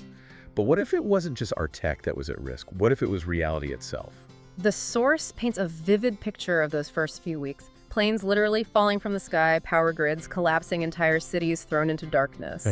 Imagine the global economy grinding to a halt, not because of a recession, but because the very fabric of our technological world just unraveled. It's like the ultimate what-if scenario playing out on a global scale. Right. People were already anxious about the Y2K bug, stocking up on supplies, preparing for the worst. But this was something else entirely past. Did our source material cover how people even began to process something like that? Well, initially it was pure survival mode. But what's fascinating is that the source suggests this global collapse, this near-apocalyptic event, was actually the catalyst for magic to bleed into our world. Okay, hold on, back up a bit. Yeah. How does a computer bug unleash actual magic? Was this like some kind of side effect? That's where it gets really interesting. The source points to a ritual, the Solomon ritual conducted on that very New Year's Eve by some unexpected historical figures, people like Margaret Thatcher. Wait, the Iron Lady herself? Yeah. Dabbling in magic. Now that's an image I wasn't expecting. Right. And she wasn't alone. The source mentions Aleister Crowley was also involved, which is a whole other rabbit hole. But the idea seems to be that they were trying to harness the energy of the Y2K bug to stabilize things, but instead... They accidentally ripped open a portal to a magical dimension. Essentially. Though the source is a little vague on the specifics, but the point is magic floods the world, and it's not pretty. We're not talking about wands and wizards, at least not at first. Instead, you have these strange, almost random occurrences. Time loops, objects vanishing, even entire towns disappearing without a trace. That's where this rule of 80 comes in, right? Right. I read through that section a couple of times. Exactly. Imagine a world where anything moving slower than 80 kilometers per hour gets stuck in a daily time loop. So your car, your bike, even if you're just out for a jog, you're reliving the same few hours over and over again. Oh. It's like a cosmic reset button, but only for things moving at a certain speed. It makes you wonder, was this some kind of cosmic joke? Like, oh, you humans and your slow-moving vehicles, let's see how you like a taste of Groundhog Day every day. It really highlights the arbitrary nature of this new magic system. It's not intuitive. It doesn't follow the rules of any magic system we're familiar with from fantasy novels. It's chaotic, unpredictable, and frankly terrifying for those trying to navigate this new reality. And of course, where there's chaos, there are those who seek to exploit it. That's where this hyper-capitalist collective enters the picture. Right. Yes, and they're not just your average opportunistic villains. They seem to grasp the potential of this new magic almost immediately. They're not just hoarding wealth. They're using magic to manipulate markets, control access to resources, basically consolidating their power on a global scale. So while the rest of the world is struggling to survive, they're basically building a magic-powered empire. That's pretty messed up. Absolutely. They saw the Y2K collapse not as a disaster, but as an opportunity. The ultimate power grab. And the source suggests they've been remarkably successful. Okay, so we've got magic running wild, the world in chaos, and this shadowy group pulling strings from the shadows. Where do we even go from here? Well, that's where humanity's incredible resilience comes in. You know, the source makes it clear that even amidst this chaos, people started organizing, adapting, trying to make sense of this new magic-infused world. So it's not all doom and gloom. People found ways to cope, even thrive. Exactly. Think about it. You wake up one day and the rules of reality have been rewritten. Some people crumble, but others, they start looking for patterns for ways to understand and even utilize this new magic. And that's where we see the emergence of the Mages Guild, right? They seem to play a huge role in this new world order. They do. It's fascinating how the source depicts their rise. Remember those historical figures we talked about, Thatcher, Crowley? Well, they weren't the only ones dabbling in magic. Turns out there were secret societies, hidden orders, all suddenly thrust into the spotlight when magic became a very real, very powerful force. So the Mages Guild, they're like this amalgamation of these different groups, all vying for power in this new magical landscape. That's a great way to put it. And the source hints at some serious internal struggles within the guild. You have traditionalists like Thatcher, who see magic as something to be controlled, regulated, used to maintain order. Then you have those like Crowley who embrace the chaos, who see magic as a tool for personal liberation, even if it means upending societal norms. It's giving major magic parliament vibes. Can you imagine those debates? Oh, absolutely. And it's not just philosophical differences. The source mentions factions within the guild battling for resources for control over key magical artifacts, even for influence over governments. Speaking of governments, what happened to the old world powers? Did they just crumble in the face of all this magical mayhem? Not entirely. Many governments collapsed, sure, but others adapted. The source talks about how some countries integrated magic into their existing structures, while others forged entirely new forms of government based on magical principles. So it's a real mixed bag with pockets of the old world clinging on while this new magical order takes shape. What about everyday life? What's it like living in this strange magical version of 2024? Well, imagine walking down the street and seeing magical wards shimmering over buildings, protecting them from rogue spells or dimensional rifts. Or picture farmers using enchanted tools to grow crops at an accelerated rate, ensuring a steady food supply. Okay, that part sounds pretty cool. Magical solutions to real-world problems. Oh. But I'm guessing it's not all sunshine and enchanted roses. There's got to be a downside, right? Of course. The source doesn't shy away from the dangers. Remember the LSD poisoned water you mentioned earlier? Oh, right. Talk about a bad trip waiting to happen. Well, that's just one example of how magic can be misused. The source also mentions rogue sorcerers, dimensional creatures slipping through the cracks, even black markets selling dangerous magical artifacts. It's almost like for every positive application of magic, there's an equally dangerous counterpart. Exactly. This new world is a balancing act, a constant negotiation between the wonders and the dangers of magic. And it's not just individuals struggling to adapt. The source describes entire industries transforming overnight, esoteric heavy industries, for example. I remember that name. They were. A weapons manufacturer, weren't they? Before the Y2K bug hit? That's right. But afterward, they became the leading innovators in magical technology. Imagine a company that once built tanks and missiles now creating enchanted transportation systems, magical communication devices, things we can only dream of. It's like they went from Stark Industries to, well, even more Stark Industries, but with magic. So we've gone from tanks and missiles to magical metro systems. It feels like there are echoes of our old world everywhere, just infused with magic. It's a fascinating blend, isn't it? Like trying to fit square pegs into round holes, but somehow it works. And it's not just big industries. The source mentions this whole subculture obsessed with using old technology as a conduit for magic. Wait, like using a vintage Game Boy to cast spells? Please tell me that's a thing in this world. It is. Although the source specifically mentions Nokia phones as being particularly potent magical talismans, apparently their ability to survive anything made them ideal for channeling and amplifying magical energy. Okay, now that's just wild. So I'm walking down the street and I see someone rocking a Nokia 3310. I'm assuming they're not just making a fashion statement, right? They could be packing some serious magical firepower. Exactly. You have to remember, in this world, magic is everywhere. It's woven into the fabric of everyday life, and with that comes a whole new set of rules, a new etiquette, even a new language. That's right. The camel case law. I completely forgot about that. So in this world, even the way you type can have magical implications. Precisely. Remember how we talked about magic in this world being chaotic, unpredictable? Well, it seems like language, specifically written language, plays a crucial role in shaping magical effects. The source suggests that the simple act of capitalizing certain letters in a word can alter its magical properties. So typing fireball versus fireball could mean the difference between a minor singe and, well, total annihilation. That seems to be the gist, yes. Which is both terrifying and kind of amazing, don't you think? It's definitely a lot to wrap your head around. You almost have to rewire your brain to think about language in this whole new way. And that's what makes this deep dive so compelling, isn't it? It's not just about the magic itself, but about how it forces us to re-examine our assumptions about the world, about the very nature of reality. It makes you wonder, if you were suddenly thrust into this world, would you try to master these new rules? Would you seek out a Nokia phone? Learn the intricacies of the camel case law, join the Mages Guild? Or would you try to find a quiet corner of this new world and just exist? It's a question everyone in that world must face, isn't it? Embrace the chaos, try to control it, or simply try to survive it. There are no easy answers, and that's what makes this alternate 2024 so fascinating to explore. Looks like you're really going for the full rundown this time. Not just the how to throw a fireball, but like the actual mechanics of how magic works in this world. Which, I've got to say, from what I've seen em.Path doesn't mess around when it comes to their magic system. Definitely not. It's woven into the fabric of the world in them. Yeah. Magic isn't some rare or mystical energy source that's hidden. It's as ever-present as gravity is. Okay.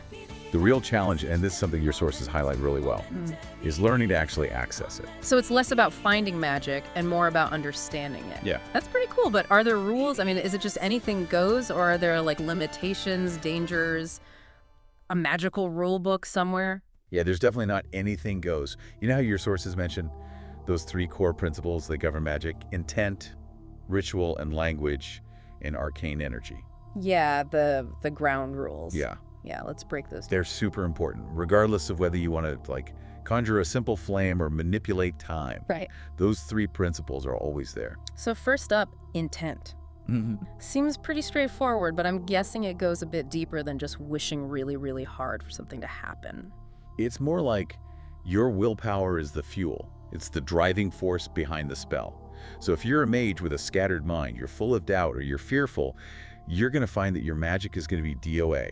It's about focus and really unwavering conviction in what you want to happen. So no pressure then. It's like the universe is taking your order for a magical latte. But if you can't decide between sprinkles or caramel drizzle, you get nothing. Yeah, basically indecision is a recipe for disaster. That tracks. But it's not just about willpower, because you also need to know how to communicate what you want. Right. And this is where ritual and language come in. Magic has its own format. It appreciates a well-structured request. So are we saying that magic in em.Path is basically coding? Kind of. It needs specific movements, almost like a dance Oh. that's paired with very specific spoken words. And your sources mention that these words are always in camel case. Wait, really? Like And- on a computer? Yeah, exactly. Yeah. It's almost like the universe needs that extra precision and structure, that very specific formula, in order to understand and execute what you're asking. Wild. I never thought about magic needing such a formal structure, but I guess it makes sense. You can't just shout random words and expect a perfect souffle to just appear, right? Right, and it's not just words and gestures. Sometimes you need extra components, too. Okay, so like ingredients. Exactly. These get herbs, gemstones, artifacts. Yeah. It really depends on how complicated the spell is. Sometimes a mage even needs to be in a certain location. To like get in the zone. Yeah, you could say that. It's all about directing the flow of energy. Okay, that is fascinating. So we've got the intent, that willpower that's driving the magic. We've got the ritual and language, which is the structure for it.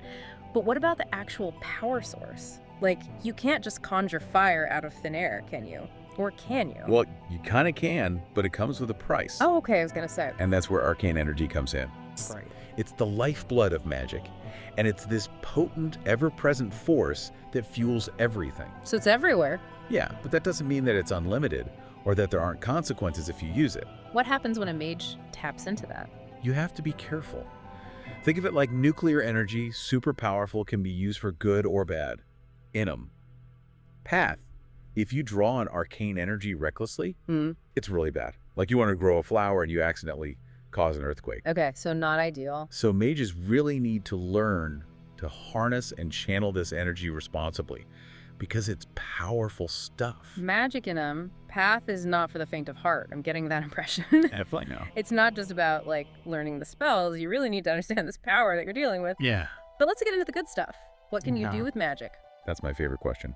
Magic in em.Path is incredibly diverse. We're talking about different schools of magic, each with their own unique approaches and techniques. It's like picking your magical major. Exactly. Love it. Okay, what are my options? Where do I sign up? Well, if you love nature, elemental magic might be right up your alley. We're talking fire, water, earth, air, the classics, but then it gets even cooler. Think ice, geomancy, even weather control. Okay, now that's what I'm talking about. Elemental magic is always so, I don't know, visually epic, you know? I can already see myself like conjuring a firewall to like get around traffic, or maybe just to roast the perfect marshmallow. Well, I would not recommend using your powers for traffic control. Yeah, probably not a good idea. Or for, S'mores. s'mores, right. You have hit on something really important about elemental magic, though. It's very tangible, very connected to the world around us. But we were talking earlier about intent and how important that is. So I'm guessing that even with something like fire, you can't just like lose your cool literally and expect things to go well. You would be wrong. It takes years of practice to master any element. You have to understand it, its strengths, how it works. and what might happen if you lose control. Yeah. Imagine someone just learning about fire magic, super excited about it, but not really in control, and they accidentally start a forest fire. Okay, yeah, not great. Even a campfire needs a responsible person in charge of it, I guess. So it's about balance, not just like unleashing all the power you have. What about the other schools? Are they like that too? Absolutely. Let's say you're more drawn to the mysteries of life and death. Right. That pull towards whatever's beyond the veil between the living and... Who's dead? Yeah. Okay, now we're talking. This is getting good. This necromancy. Necromancy. Yeah, talk about a school with a bad reputation. It always seems to be portrayed as, like, dark and dangerous, a little too ghoulish for some, maybe? What's it like in em.Path? It's definitely not for everyone. Necromancy really digs into the essence of life force itself, that energy that makes something alive. Okay. And in em.Path, a necromancer who knows what they're doing, they can manipulate the energies of decay, talk to spirits, and... Wait, hold on. Are we saying they can bring back the dead? It's more like puppeteering, really. When you reanimate a body, it's not really a person anymore. It's a vessel. It's the necromancer's will that's moving it, guiding it with a magical energy. So less Weekend at Bernie's and more like full-on zombie apocalypse. Very much. And this is what I find so interesting. Your sources talk about how much debate there is surrounding necromancy in this world. Yeah. Like, is it morally okay? Because you're messing with the natural order of things. Exactly. Some people see it as a violation. Right. Others think it's a tool. To, like, access hidden knowledge. Right. Or even cheat death. You got... Cheating death. Yeah, that never seems to come without strings attached in these magical systems. Speaking of which, what about chronomancy? Is time travel an option in em.Path? It is. That's time magic. It's one of the most sought after and feared magic types in this world. And it's definitely got the most rules. Yeah, I bet. Remember how we talked about arcane energy and how there's a cost? Yeah, well, messing with time, that's like using all the energy at once. And the consequences. Not good. Let's just leave it at that. Okay, you've got my attention. So full-on time travel then. Like back to see the dinosaurs. Or just get a head start on some homework. That'd be nice. But it seems like even the best chronomancers out there, they're really careful. Because even a little change, one tiny ripple, it could have massive consequences. The butterfly effect. Exactly. Imagine trying to, prevent a minor accident and accidentally causing something much worse. Yeah, you definitely don't want to mess with that. It's like suddenly respecting the space-time continuum seems like a really good idea. Right. It takes incredible restraint, and you have to really understand cause and effect. Chronomancy. Not for beginners. Got it. So we've got manipulating the elements, we've got messing with life and death, we've got time travel. What else is there? Last but not least, let's head to the lab. Transmutation, or alchemical magic. Okay, so we're talking bubbling cauldrons, weird ingredients, and maybe turning lead into gold? You're getting it. Transmutation is all about matter and how to literally change it using magic. Changing one thing into another, making powerful potions, even discovering new elements. It's chemistry with magic. Yeah. So an alchemist could be like a master potion maker, or even a scientist. Exactly. They could be making incredible weapons, healing potions. Wow. The possibilities are basically endless. Okay, that is super cool. But we've only talked about these disciplines as separate things. Can you be like a multi-talented mage in em.Path? Or is it a one magic kind of deal? So you can't be out there brewing potions one minute and time traveling the next. Well, it's a big question in em.Path. It's kind of like that whole nature versus nurture debate, Okay, yeah. But for mages, the sources don't give us a straight answer. I mean, it is em.Path. Anything is possible, really. True. But it seems like most mages, they kind of gravitate towards one thing. So more about focusing your talents, like becoming an expert in, say, necromancy, instead of being kind of okay at everything. Exactly. Yeah. Cause mastery in this world. It takes serious dedication. We're talking years of practice, maybe even decades. Yeah. Think of it like this. If you had a medical issue, would you go to someone who kind of knows a little about a lot? Or would you rather go to a specialist? Right, someone who's the best of the best at that one thing. Exactly. Okay, but what about those mages, the polymaths that we talked about earlier? They're good at everything, right? Yeah, the polymaths. They're almost like mythical figures in them. Interesting. Because they can do so much. They might not be masters of one specific school, but they understand how it all connects. So they're like the ultimate multitaskers of the magic world. Right. Okay, that is really cool. But it does kind of make you wonder, if you have a mage who can do all that, what's stopping them from, I don't know, taking over the world? It seems like them. Path is really big on this whole balance thing, like magic having limits. It's true.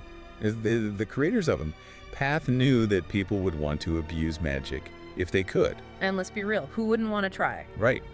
But that's why those limitations we talked about, the intent, the ritual, the arcane energy, those are super important. They keep things in check. They do. Take arcane energy, for example. It's not an infinite resource. The best way I can explain it is it's like a well. Okay. If you keep taking water from that well, eventually it's going to run dry, right? Yeah, it makes It's the same with arcane energy. If a mage uses too much, it's going to have an impact on the area around them. They could even create a place where there's no magic at all. So basically, don't be greedy with magic. Got it. Exactly. It's like you said earlier, there are consequences for pushing the boundaries. There are. This has been incredible. We covered so much, the basics, the schools, the ethics.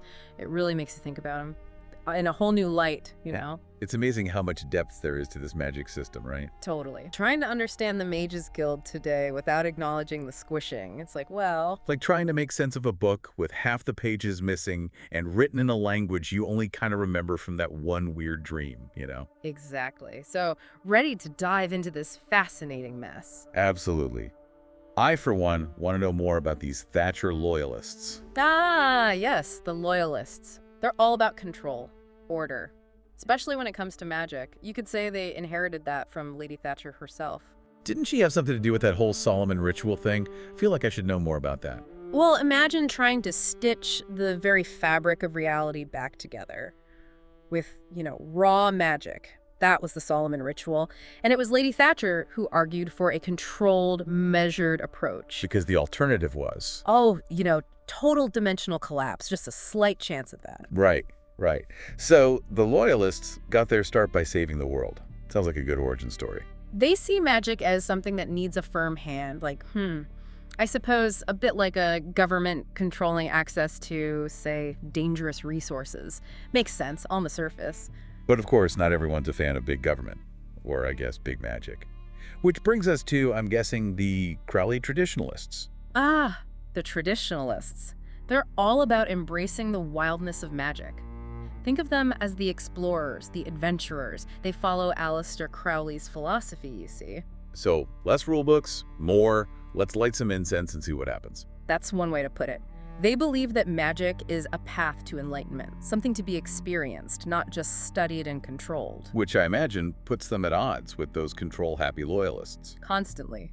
The traditionalists see the loyalists as stifling innovation, holding magic back. It's like that old debate about fire, right? Should you control it or dance with it? And then you've got the technomancers who show up with a can of gasoline and a box of matches. Right. The technomancers, they're the wild cards in all of this, aren't they? They see the squishing not as a disaster, but as an opportunity. The lines between magic and technology are blurring, and they are all about it. Last time we talked about them, you mentioned dimension-hopping trains. Oh, that's just the tip of the iceberg, believe me. They've got this thing called the Spellforge engine now. Spellforge engine. Okay, that sounds intense. It's basically like programming magic. They weave algorithms into magical frameworks, and boom, they can create devices that can, say, conjure a rainstorm on demand. That's incredible. But with all this innovation and, let's be honest, chaos, where does that leave the 92 Schools branch? Are they like the referees in all of this? They're more like the librarians. Yeah. Trying to make sense of it all, categorize it. So while everyone else is out there playing with fire, literally or metaphorically, the 92 Schools branch is trying to write the safety manual. Exactly. They're cataloging every spell, every anomaly, trying to understand the fundamental changes to magic. It's a monumental task. It sounds essential, though. Like trying to build a house without any blueprints. You might get something that stands up, but It's not going to be pretty. it's almost comforting in a weird way. While everyone else is arguing about how to use magic or control it, you've got the 92 Schools branch just trying to understand it all. Knowledge is power, as they say. Speaking of power, we've talked a lot about what's going on inside the Mages Guild. But what about their role in the larger world? They're not just some exclusive club, are they? Oh, no. The squishing changed everything. Remember, it was a close call. Reality itself nearly came undone. Yeah, and it sounds like it could happen again. Exactly. That's the big fear, isn't it? So the guild, they're not just gatekeepers of magic anymore. They're kind of like, cosmic engineers, I suppose? Making sure the universe doesn't, Spring another leak. Precisely. They're patching up the cracks, trying to understand the new rules of reality after Well, after we nearly broke it. And of course, that comes with its own set of challenges. Like dealing with governments who suddenly realize that magic is real and potentially very useful. Governments, corporations, everyone wants a piece of the pie, so to speak. The guild has to walk a very fine line. So it's like they went from being the weird kids in the back of the class to being the ones holding all the cheat codes to the universe. And some pretty impressive weaponry, too. Don't forget, the guild has its own ways of dealing with, let's say, those who aren't playing by the rules. Right, the enforcement arm of the Mages Guild. That's something we haven't really explored yet. Let's just say they don't mess around. You've got rogue mages trying to exploit the squishing for their own gain. You've got rituals gone wrong, threatening to tear open more dimensional rifts. It's a dangerous world out there. So it's like a magical arms race in a way. But who keeps the guild in check? They've got a lot of power. What's to stop them from becoming, well, the bad guys? That's the million-dollar question, isn't it? The documents you shared, they hint at some internal disagreements about how much power is too much. Yeah, the old who watches the watchman dilemma. Always a classic. The loyalists, they probably see the enforcement arm as a necessary evil. Keep order at any cost. The traditionalists, though, I imagine they're a bit more wary. Too much freedom, too much control. It's a dance as old as time itself. But when you're talking about the fate of reality, well, the stakes are a bit higher than usual, wouldn't you say? Absolutely, and it's not always clear-cut either. What one person sees as a necessary measure to protect reality might look an awful lot like tyranny to someone else. It's all about perspective and, well, who's got the bigger wand, I suppose. And that brings us back to this question of justification. How do the different factions reconcile their own beliefs with the often morally ambiguous actions of, say, the enforcement arm? The greater good, that's the usual justification, isn't it? Easy to say, harder to define. Precisely.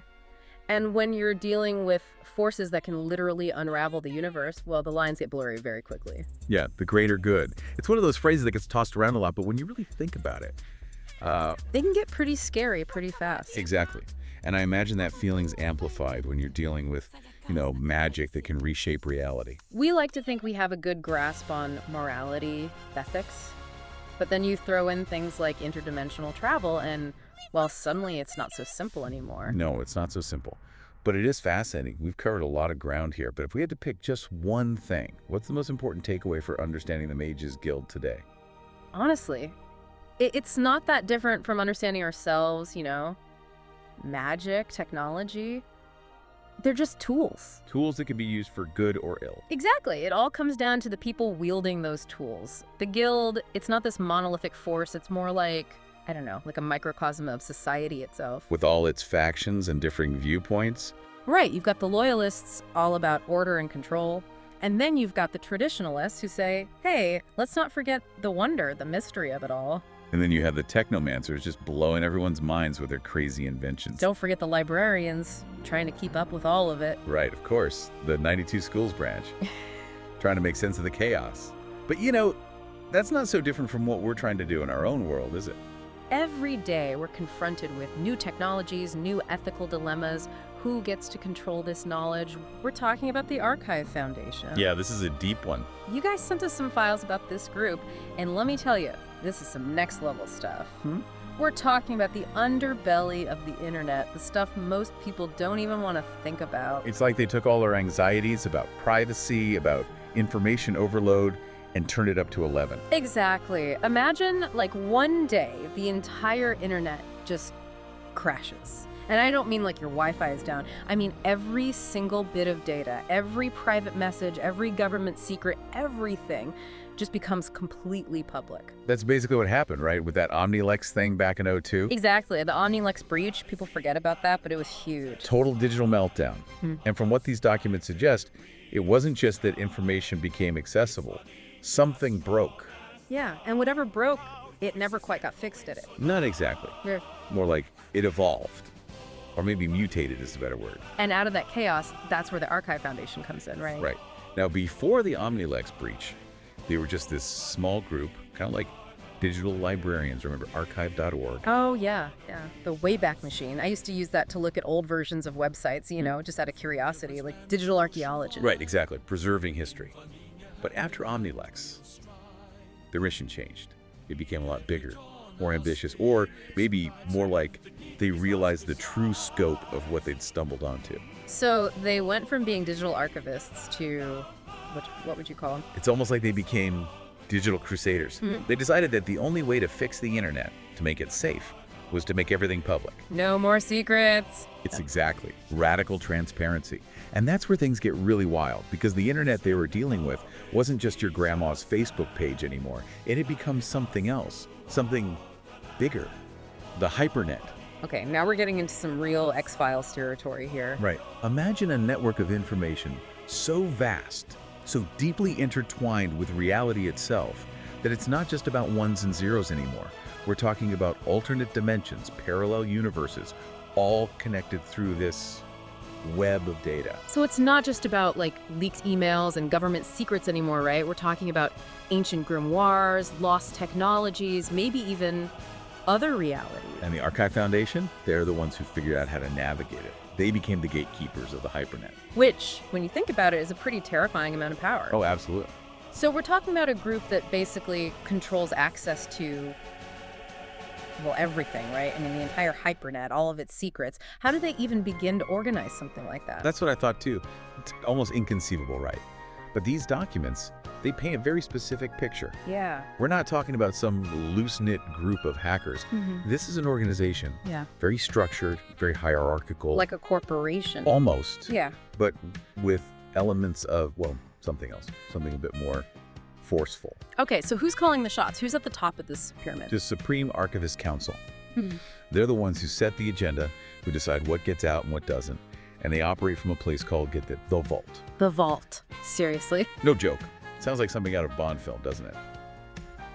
But this vault, it's more than just a cool name. It's like a symbol of their whole philosophy, the absolute control of information, which, let's be honest, is a pretty scary thought in the wrong hands. And are these Supreme Archivists, are they the wrong hands?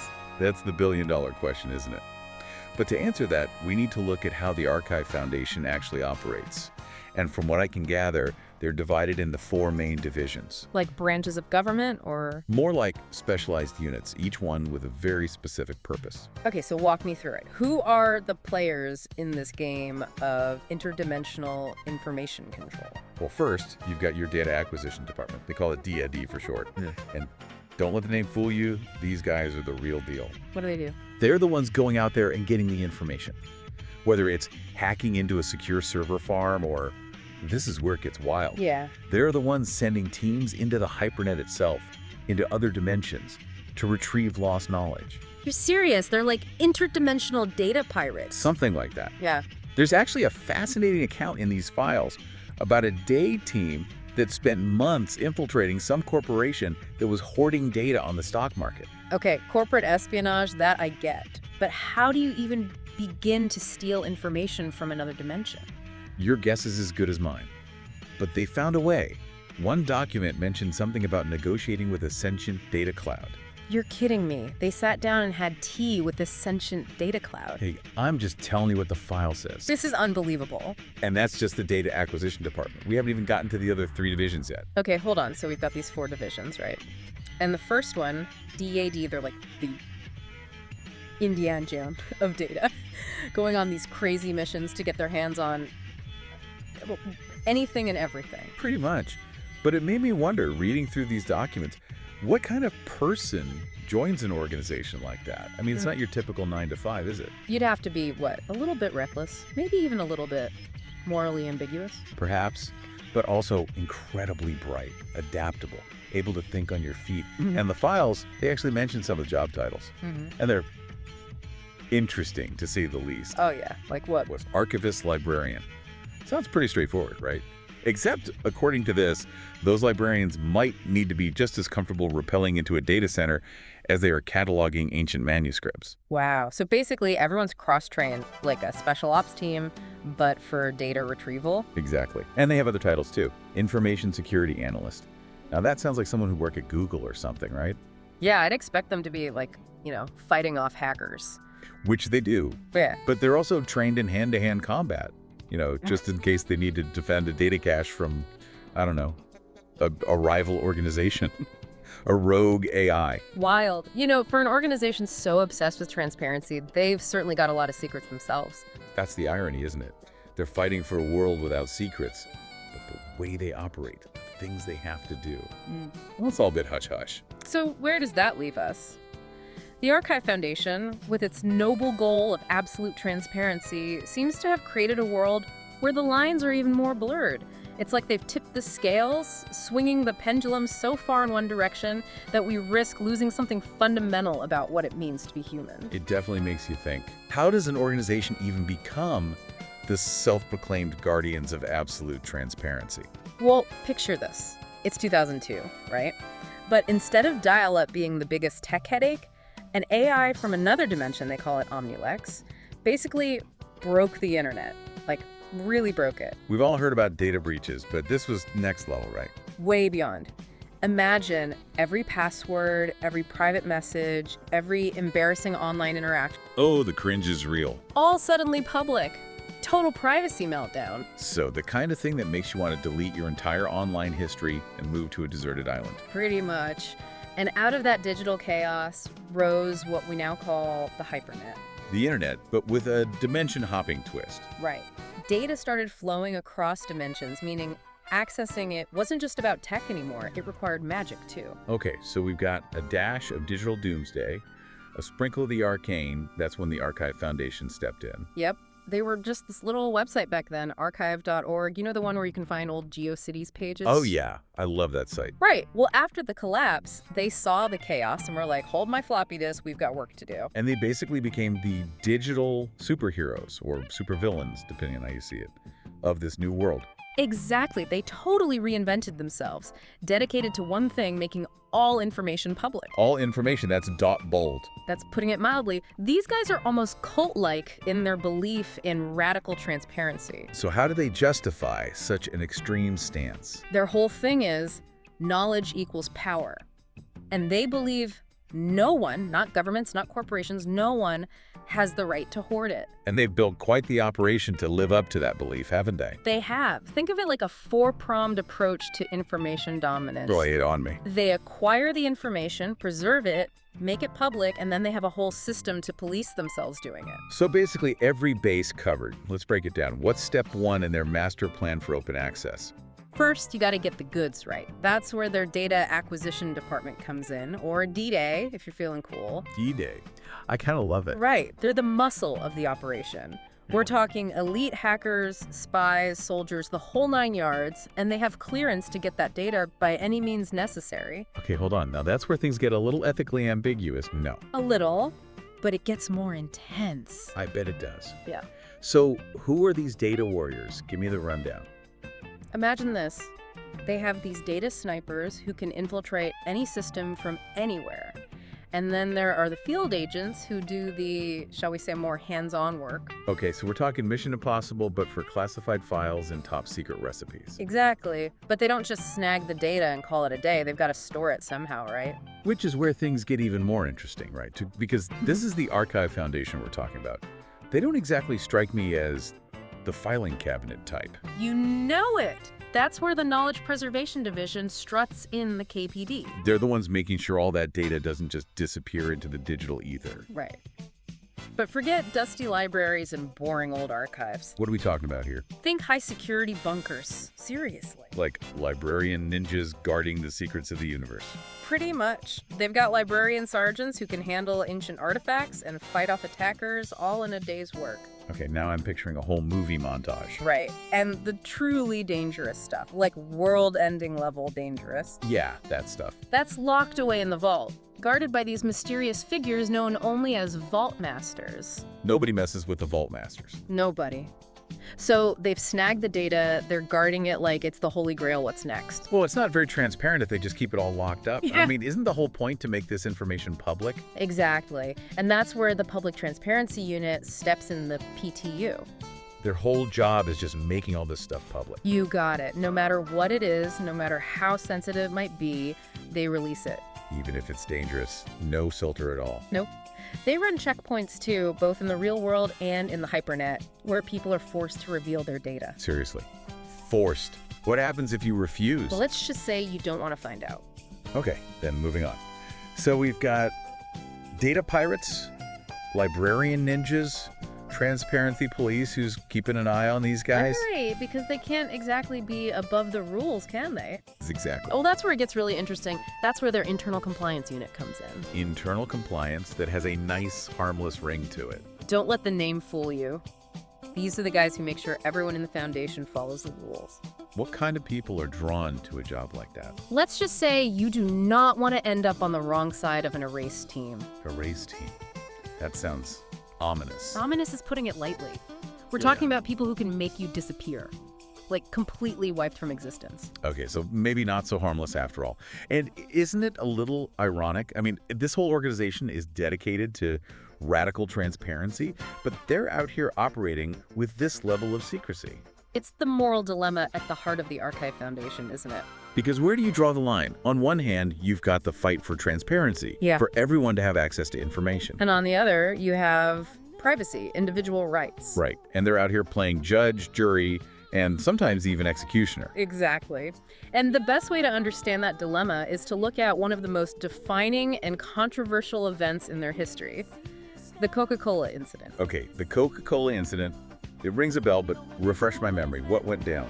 So it's 2035, right? Yep. And the Archive Foundation, they're on a roll. Taking names and demanding transparency. Exactly. And they decide to target Coca-Cola. Now that's a big fish to fry. What do they want? The secret formula, of course. Hold on.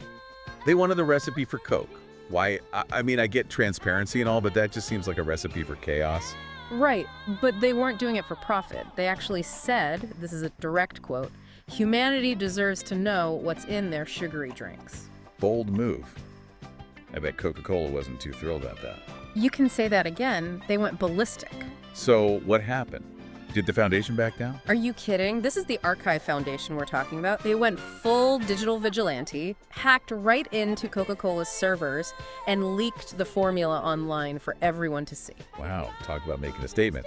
So what happened next? What did the world do with the recipe for the world's most famous fizzy drink? It was chaos, pure chaos. People were making their own versions. Some companies tried to steal the formula. It was a mess.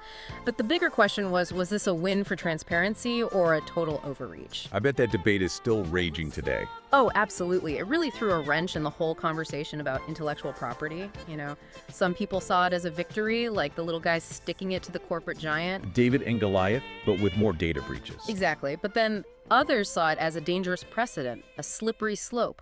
What's to stop them from going after any company, any individual, and demanding their secrets under the guise of transparency? It's a good point. And this Coca-Cola incident, it really highlights the bigger picture, doesn't it? Yeah. We're talking about the balance between knowledge and power, but who gets to decide what information is shared and what's kept secret. And then the Archive Foundation, with their extreme methods, they're forcing us to ask those questions, to really confront this new world we live in, a world where information is power and transparency is the name of the game. It's a world that's both exhilarating and terrifying, right? I mean, think about it. No more government secrets, no more corporate cover-ups, everything out in the open. It sounds great in theory, but Eris, right, goddess of strife, starts wars, causes trouble. But now she's the ultimate judge. Cosmic justice and all that. How did that happen? We're diving into Eris today. and it's a wild ride. Really makes you think about, order and chaos and all that, especially in a universe with supposedly rules. It's kind of like, imagine your chaotic little sister suddenly running the Supreme Court. You Yeah. got Testo and Collado and the goddess Eris to guide us, by the way. So let's start simple. Early Eris, total chaos junkie, right? I mean, Exhibit A, Trojan War, Golden Apple of Discord, boom, war. Exactly. But here's the thing. It's not like, she was rooting for one side or the other, Trojans, Greeks, whatever. The chaos itself, that was what she loved. Pure chaos for chaos' sake. No strings attached. Okay, fine. But then Bubba, now this is where it gets interesting. What does the goddess of strife see in this? Well, seemingly very normal dude. The goddess Eris kind of suggests it's that ordinariness that gets her. Like, Bubba represents something even gods don't have. Freedom, unpredictability, not bound by fate the way they are. And this whole bizarre marriage thing, it actually changes how Eris acts. Subtly, yeah. Think of it like, a cosmic dance. He can't erase who she is, right, but he influences it, redirects it, Eris with a new instrument, and that instrument's Bubba's life. Which leads us to, well, one of the more shall we say, relatable Iris and Bubba stories. Bank heist. Testo Incolado lays it out. Classic Iris move. Total chaos in a system that's, by design, supposed to be controlled. Bank, right? Yeah. Impregnable guards, cameras, the works. But Iris, it's child's play for her. Probability bends around her. Suddenly, every guard's on break. Cameras go on the fritz. And Bubba, just along for the ride. Clueless, probably. Exactly. It's his unpredictability that she uses. His actions become the chaos, basically. So Iris, yeah, maybe slightly toned down thanks to Bubba, still causing mayhem. Oh. But something's shifting, right? Petty theft, bank jobs. It's not enough anymore. Like, there's this hunger for something bigger. And that's where things take this momentous turn. Yeah. Iris sets her sights on a power that's like the foundation of the universe's order. And that power, unfortunately, is held by em.Path, Egyptian goddess. You know, truth, balance, the whole shebang. No, seriously, the goddess of, like, cosmic order, and Iris is coming for her. Talk about a showdown. Oh, it was the showdown, not just about, who's stronger. It's like the universe itself could have fractured. Imagine that. The fabric of reality, right? Twisting under the strain of these two forces going at it. Okay, but hold on. This isn't some epic fight with lightning bolts and, like, tridents clashing. Yeah. How does a battle of cosmic concepts even, like, work? The goddess Iris describes it, well, it's a battle of concepts, right? Mott, she's all about laws, fairness, equilibrium, that perfect balance. And then there's Iris, embracing the unpredictable, the sheer chaotic thrill of it all. And spoiler alert, Iris wins. Which, for anyone who likes things, not randomly exploding, probably bad news. Yeah, not great. So Iris absorbs Mata, consumes her, takes her power, but, and this is huge, it's not a clean transfer. It's not like Iris flips a switch and suddenly she's like handing out parking tickets fairly. All that Matt stuff, the order, the balance, it gets filtered through Iris, twisted. So what does Iris 2.0 actually do? How does chaos goddess plus justice powers even work? Give me an example. The goddess Iris calls it the judgment of discord, right? So picture this. Some tyrant, rules with an iron fist, normal justice. Maybe they get overthrown, imprisoned. Iris, their whole kingdom, civil war, everything they built crumbles into anarchy. So still justice, but like with a Michael Bay explosion in the background. Exactly. Or imagine some master manipulator. Lies, deceit, that's their game.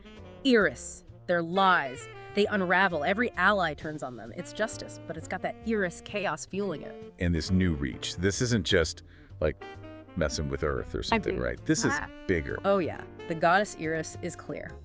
Her power now. It spans the multiverse, gods, different pantheons. They are watching, and a lot of them are scared. Because when justice itself is chaotic, no one's safe. Except maybe Bubba. He's got that weird chaos immunity thing going on. You think he's like a grounding force? Or is all this power putting a strain on things? $1 million question, right. Testo and Collado kind of implies even Iris might not fully get what's up with them. Makes you wonder, can anyone control chaos once it's unleashed? Especially when the one wielding it kind of loves it. Right, and the Egyptian gods, they're especially freaked out. Saw what happened to em.Path firsthand. Thoth, the wisdom god, he's been trying to figure out how to, contain Iris. No luck so far. Cosmic chess match. Fate of the multiverse at stake. So, what about the rest of us, living in the universe where justice is basically Iris's mood ring? That's got to be unsettling, to say the least. Unsettling is one word for it. I mean, it's like the rules of reality are written in crayon now, Iris's crayon. And it really forces us to, confront our own ideas about chaos, right? We like order, predictability, safe. But Iris, she's a walking, chaos-powered reminder that trying to control everything usually backfires. Chaos finds a way. It's not just stuff going wrong. It's the unexpected, the stuff you never saw coming. Right, and Testo and Collado actually talks about that. Even within chaos, there are patterns, ripples, consequences that echo out. It's almost like Iris, maybe without meaning to, she's not just creating chaos, she's conducting it. Okay, so chaos is a given. Got it.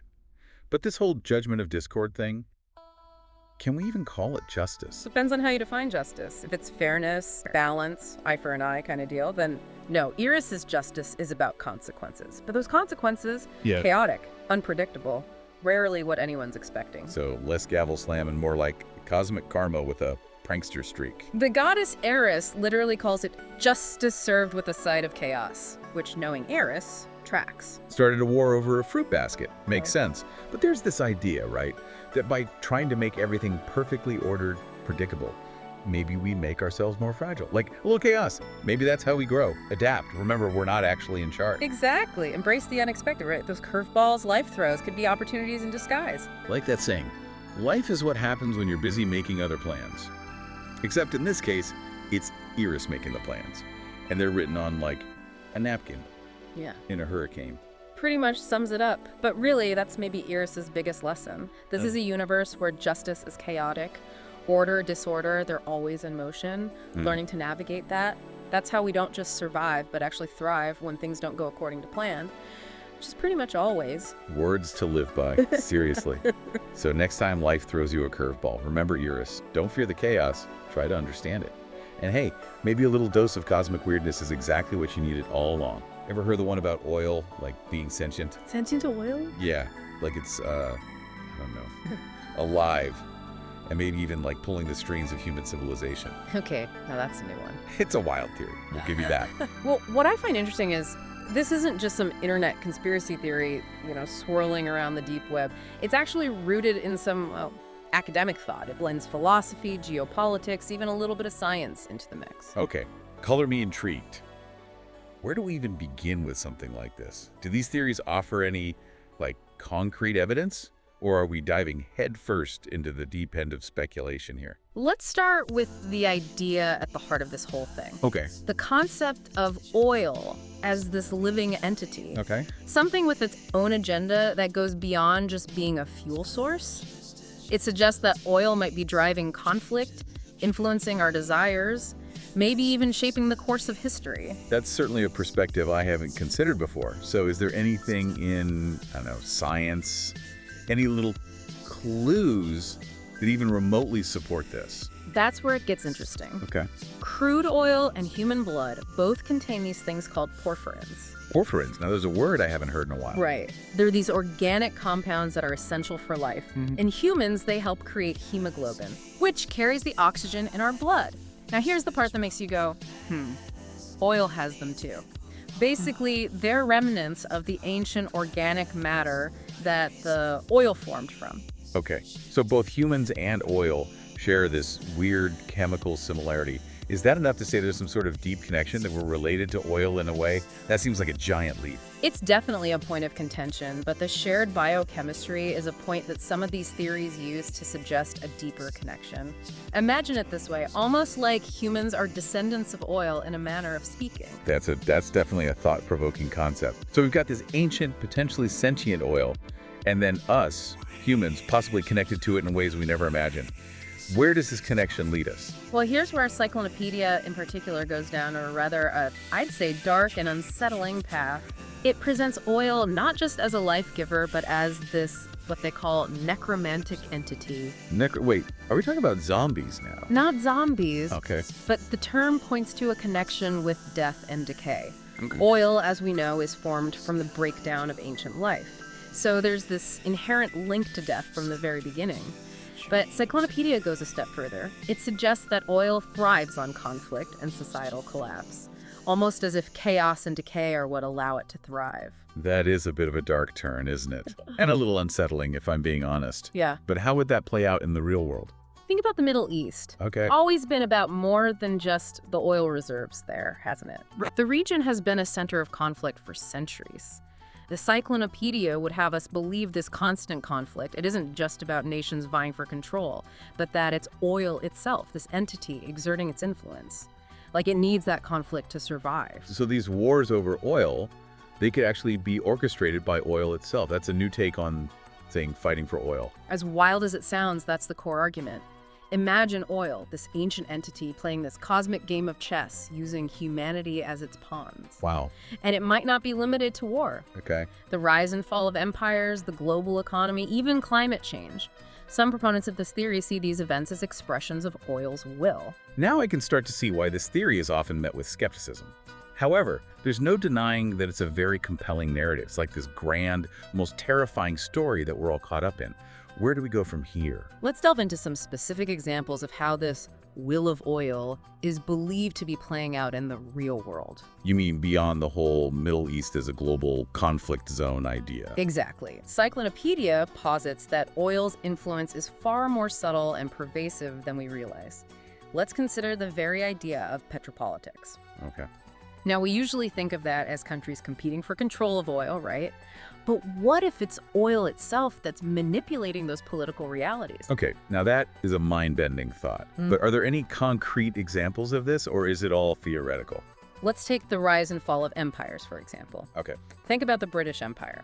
Okay. They were heavily reliant on coal and then oil to fuel their expansion. But then the empire collapses just as oil is becoming the world's dominant fuel. Now, is that just a historical coincidence, or could it be, as Cyclonopedia suggests, that oil shifted its favor, moving on to a new global power player? I see where you're going with this. It's not simply about controlling oil. It's about oil choosing who gets to be in control. Precisely. It's like this ancient intelligence playing the long game, orchestrating events to ensure its continued flow and dominance. And it's not just empires.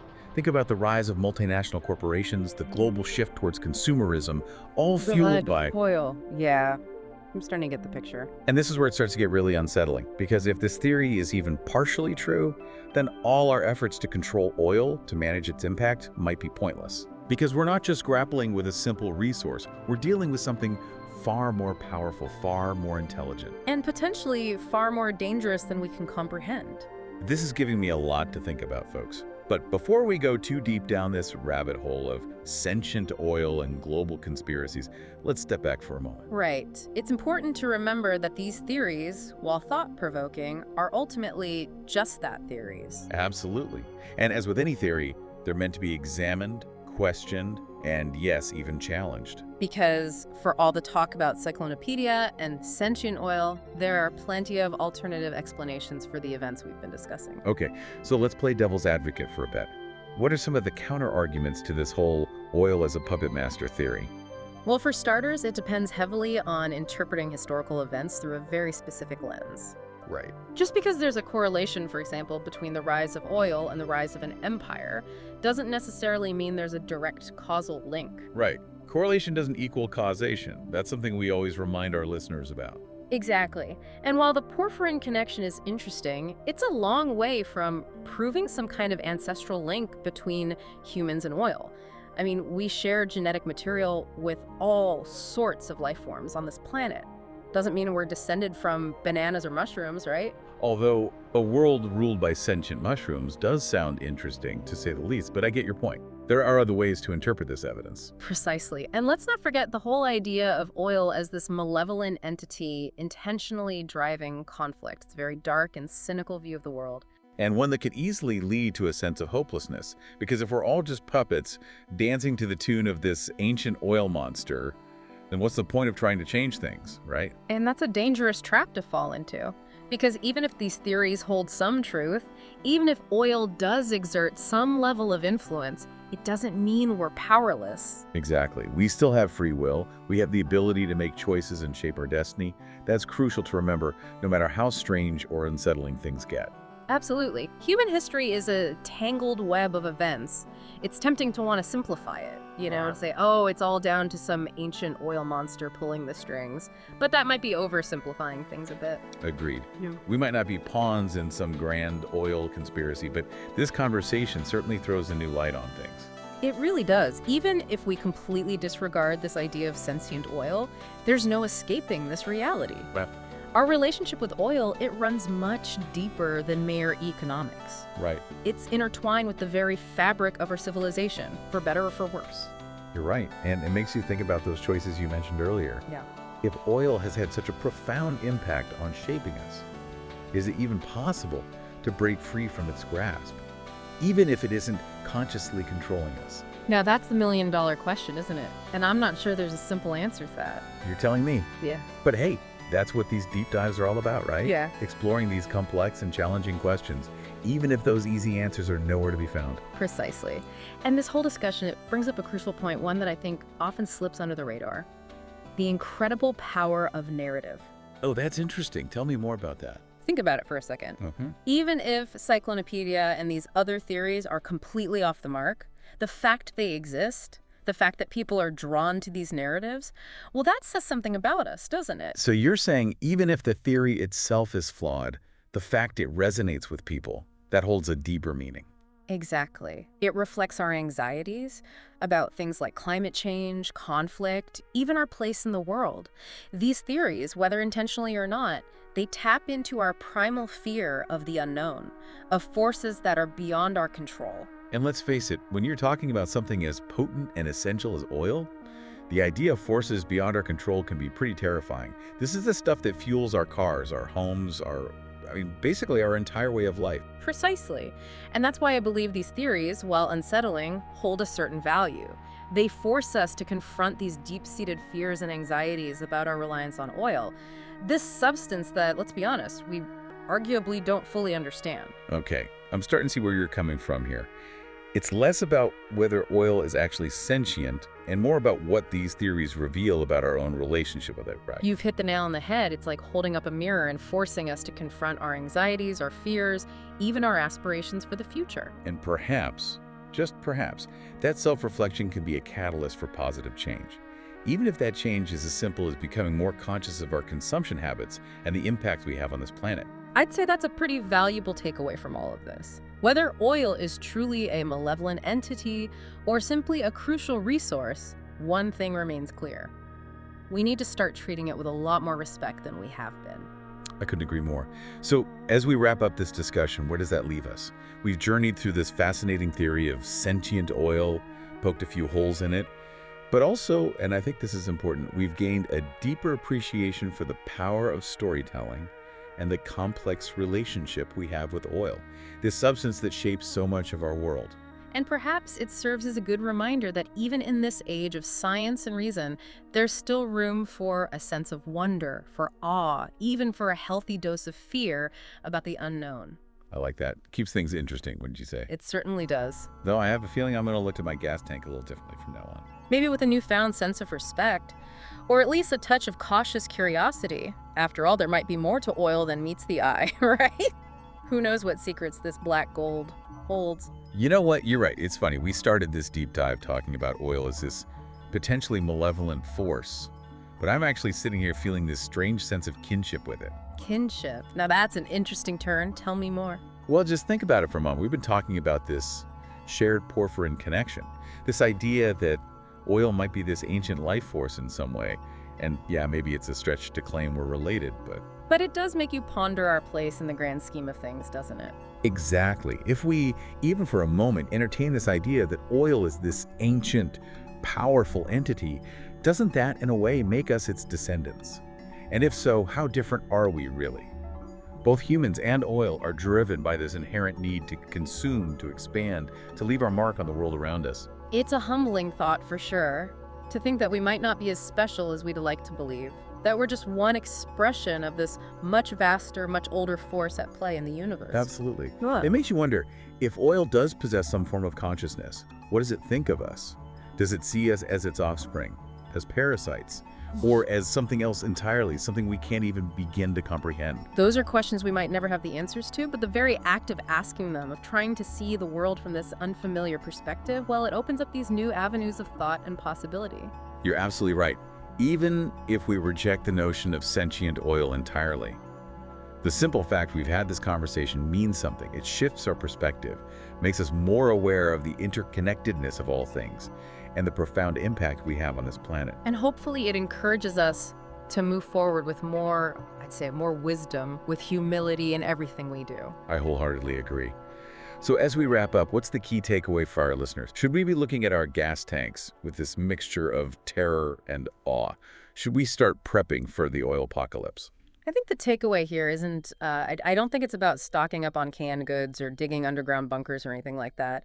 It's more about, just staying curious, staying engaged with these complex topics, even when they seem a bit out there. Even if we dismiss this whole idea of it being sentient, having its own consciousness, it's hard to deny the hold it has on us, the way it's influenced the course of history, for better or worse. It's almost like through this lens of, sentient oil, we can see those influences more clearly, even if we attribute them to I don't know, other factors, right? Right. We're talking about the idea that oil is connected to, get this, actual demons, petrodemons they call them. Not your typical fire and brimstone demons, though. Right, not the ones with the pitchforks. This book describes them more as like these ancient elemental forces tied to oil reserves themselves. They're almost like personifications of oil's power, you know, like slumbering beneath the earth for who knows how long. Oh, that's interesting. So they've always been there, just waiting. That's what the book argues.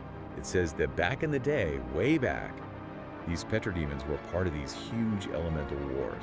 Whoa, really? Yeah.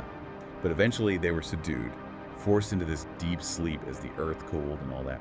But then, boom, late 19th century rolls around. The oil boom. Exactly. We start drilling and digging, and the book suggests that maybe, just maybe, we accidentally woke something up. Okay, now this is where it gets really interesting. So we're not just talking about these things, these petrodemons, just like hanging out underground, right? Yeah. They actually come out. That's the gist of it, yeah. They manifest in our world. And here's the kicker. They can change their forms. They can. So it's not just like one kind of petrodemon, there's like a whole variety pack. Totally. The book talks about three main types. First, you've got your tar sludges, creatures made of, well, tar, thick, gooey, nasty stuff. Imagine like a swamp monster, but made of crude oil. That's an image. Oh. Okay, what else we got?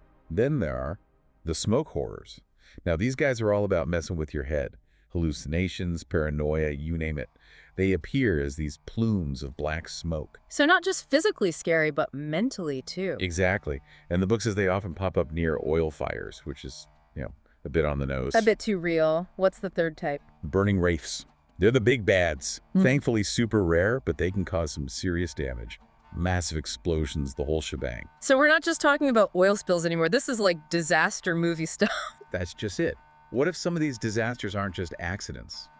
What if there's something else going on, something we don't fully grasp? You're saying someone or something might be controlling these petrodemons. Okay, now we're going full conspiracy theory. Someone or something controlling these petrodemons. Right. That's a big jump, right? From oil spills to puppet masters. Yeah, it sounds crazy, but that's where this book takes us. Yeah. It basically says forget supply and demand. The energy crisis is really about petropolitics. Petropolitics. Okay, gotta admit, haven't heard that one before. It's like, imagine regular geopolitics, but instead of countries fighting over oil, it's, well, whoever can control these petrodemons. Too, it's not just the oil itself, it's who's got the demon on a leash, so to speak. But how do you even begin to control something like that? That's the wild part. The book talks about this thing called the Millennium Shift, basically saying that magic, real magic, made a comeback. And when it did, oil wasn't just fuel anymore. It was like this pipeline to some seriously old power. Okay, hold on. So we're talking about magic oil now. Like, I get the demon thing, but are we saying there are actual wizards running around controlling oil prices? Not wizards, necessarily, but the book does point to some pretty big names. Like, there's this whole chapter about Margaret Thatcher, claims she was deep into the occult, used it to, like, influence global events and stuff. Wait, hold up. The Iron Lady. Yeah. Dabbling in demonology. That's a new one. You sure this book isn't, like, satire? It's hard to tell sometimes, honestly. Yeah. They do mix real historical figures in with all the petrodemon stuff. Makes it an interesting read, to say the least. Interesting is one word for it. But okay, let's say, just for fun, that this petropolitics thing is real. How would someone even go about, like, bossing around a petrodemon? They call it petroalchemy. Basically a mix of, like, messing with the markets, you know, economics, and straight up demon summoning. Okay, now that is terrifying. So those crazy oil prices last year, that wasn't just like OPEC or whatever. Someone was summoning a demon. Yeah, and the book just throws it out there, doesn't say it's the only explanation. Cool. But it does make you think, right? Like, what if some of these global crises, the ones we always blame on politicians or, you know, greedy corporations, what if there's something else going on? Something a little more demonic. Maybe. It's like they say, truth is stranger than fiction. And a lot scarier sometimes. All right, so if this petroalchemy is the real deal, who are the players? Who's out there summoning these oil demons? So we've got these petrodemons, we've got people, or maybe like secret societies trying to control them. It's a lot to take in. Yeah, in this book, it throws around all these names, these groups, vying for power. But it never really says who's, like, calling the shots right now. Yeah, it's all very hush-hush, isn't it? Totally.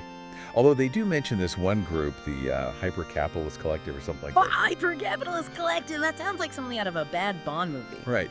But they paint them as, like, the big bads, maybe, controlling the petrodemons, messing with the markets, the whole 9 yards. Okay, so say these petrodemons are real, right?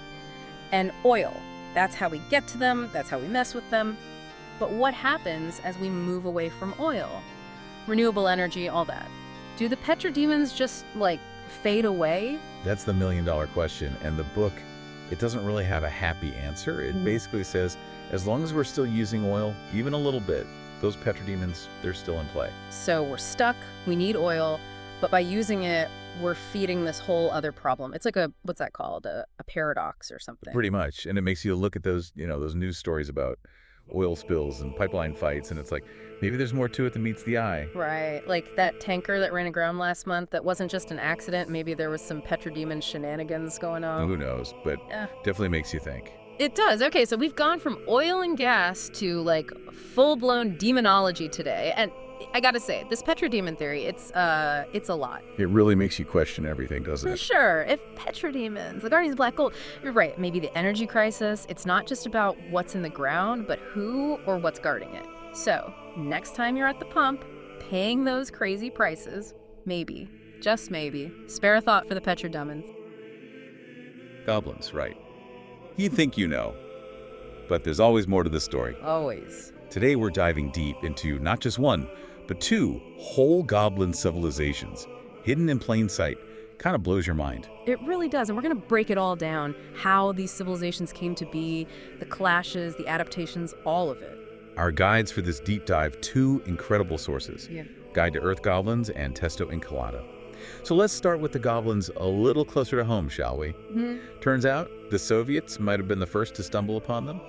And, well, let's just say first contact could have gone better. The Kola super deep borehole, ambitious project, drilling deeper into the earth than anyone had gone before. Yeah, what could go wrong, right? Well, the drillers started reporting these strange noises coming from the depths. Whispers, grating sounds, almost like wailing. Oh, okay, yeah, that's gonna creep me out a little bit. Yeah. Deep inside the earth, you hear that, nope, I'm out. And it gets weirder.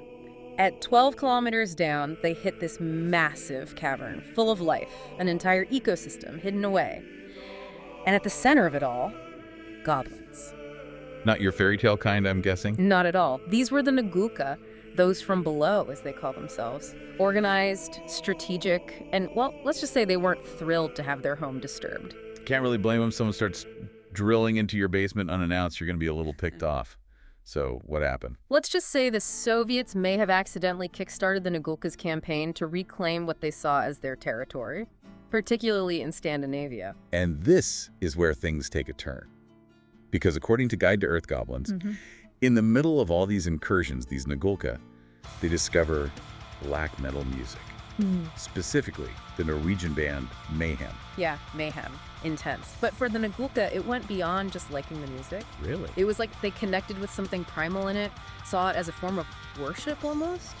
Mayhem as emissaries of their dark gods, their music, sacred battle hymns. Wow. Talk about music bridging cultures, huh? Even in the most extreme forms. Do you think there's something to that? A shared emotional experience across species? It's definitely possible, and they went all in, these Nagulka. Integrated the music into their battle strategies. Armies marching to mayhem, blasting from these makeshift speakers. Armor inspired by the band's whole aesthetic became this strange, violent form of cultural exchange. So we've got Earth Goblins, the Nagulka, making themselves known. They've got a thing for heavy metal. But this deep dive, this is just the beginning, isn't it? There's another goblin civilization out there. Oh yeah, and their story, their path to Earth, it might be even stranger than the Nagulkas. Okay, now you've got me hooked. We're talking the Verdane goblins now, right? Yeah. Living in a whole other dimension. Exactly. Testo Encolada calls it the Green Fields dimension. A goblin paradise, basically. Rolling hills, lush landscapes.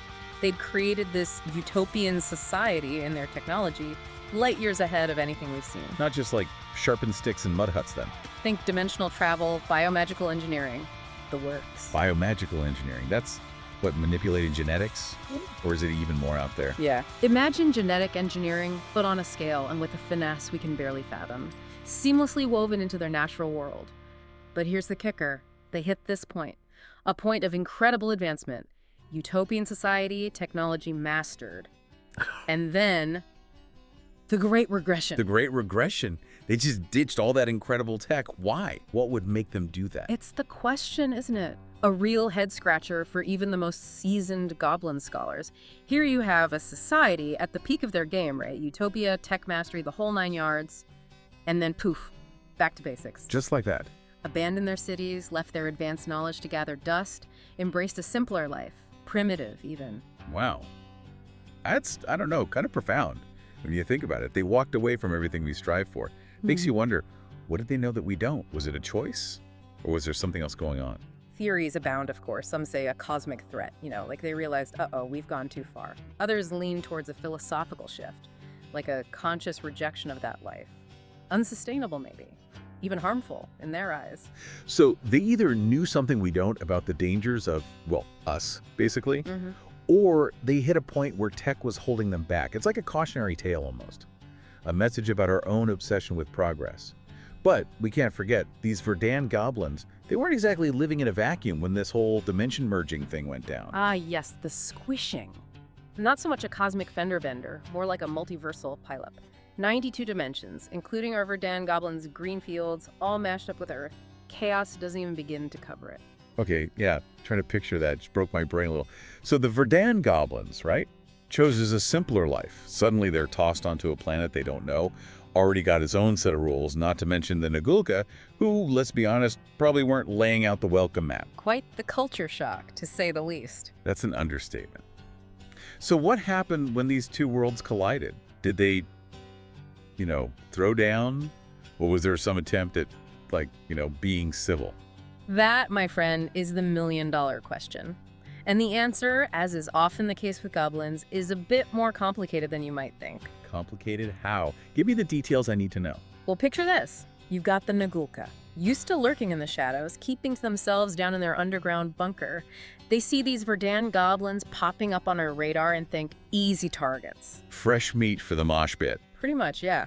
They saw the Verdan goblins as naive, vulnerable, a pushover in their quest for, well, whatever their goblin version of world domination looks like. And the Verdan goblins. Yeah. What was their take on these black metal blasting cousins of theirs? They saw the Nagulka as, how can I put it, a cautionary tale, living proof of what happens when you let ambition, technology, all of that consume you, like a mirror image of what they themselves had walked away from. So I'm not exactly buddy-buddy then. Not quite a grand goblin family reunion, no. But it's not like a straight-up good versus evil scenario either. We're talking about survival here. Both groups trying to make it in a world that went topsy-turvy. And that world, now it's the same for both of them, whether they like it or not. So you get these instances, especially where their territories overlap, where they're forced to work together. The enemy of my enemy is my friend situation. Even if that friend is blasting mayhem at all hours. What does that look like? Goblin peace talks with tiny little peace pipes. Not exactly. More like, we need something, you've got something, let's make a deal. Verdan goblins had the knowledge, right? Yeah. Understanding of the surface world, the ecosystem. Nagulka, well, they had the muscle. So a trade agreement. Yeah. You don't step on my toes, I'll share my, organic gardening tips. You could say that. Knowledge for protection, that kind of thing. Very delicate balance, very tense, especially with two completely different ways of looking at the world. Makes you wonder, what does the future hold for these two goblin civilizations, right? Are they going to keep doing this awkward tango forever, or will something have to give? Yeah, is this like a slow motion collision course? Or could we actually see some kind of crazy goblin hybrid culture emerge from all this? I mean, talk about a plot twist. Who knows? That's the beauty of it, isn't it? We've got all these pieces on the board, but the game's still playing out. Could be beautiful, could be a train wreck. Or, maybe both at the same time. Just goes to show, even with interdimensional rifts and goblin heavy metal fans running around, the biggest mystery is still us. Figuring each other out, figuring ourselves out. So next time you hear a story about goblins, don't brush it off, okay? There's layers there. We're talking civilizations grappling with technology, with spirituality, with what it even means to progress. And it's happening right under our noses, in the shadows beneath our feet. It makes you think about them, about us, about the choices we make. And maybe, somewhere out there, there's a couple of goblins. One Verdan, one Nagulka, sharing headphones, trying to find the right song on the playlist. Finding common ground. Love it. Well, on that note, we'll leave you to ponder the possibilities. Okay, so get this right. We're going deep on this one, like seriously deep. This time, it's about a hidden world. Below the South Pole. Oh, yeah, I saw this. You mean the stuff from that, was it a Serpentine Road expert? Yeah, that's the one. And honestly, wild claims. I'm talking like journey to the center of the earth, wild. But instead of dinos, we've got, well, you'll hear. Definitely has that classic adventure vibe, doesn't it? Though I'm not sure Jules Verne had goblins in mind. Right, exactly. So this Serpentine Road, it's not just some hidden entrance or something.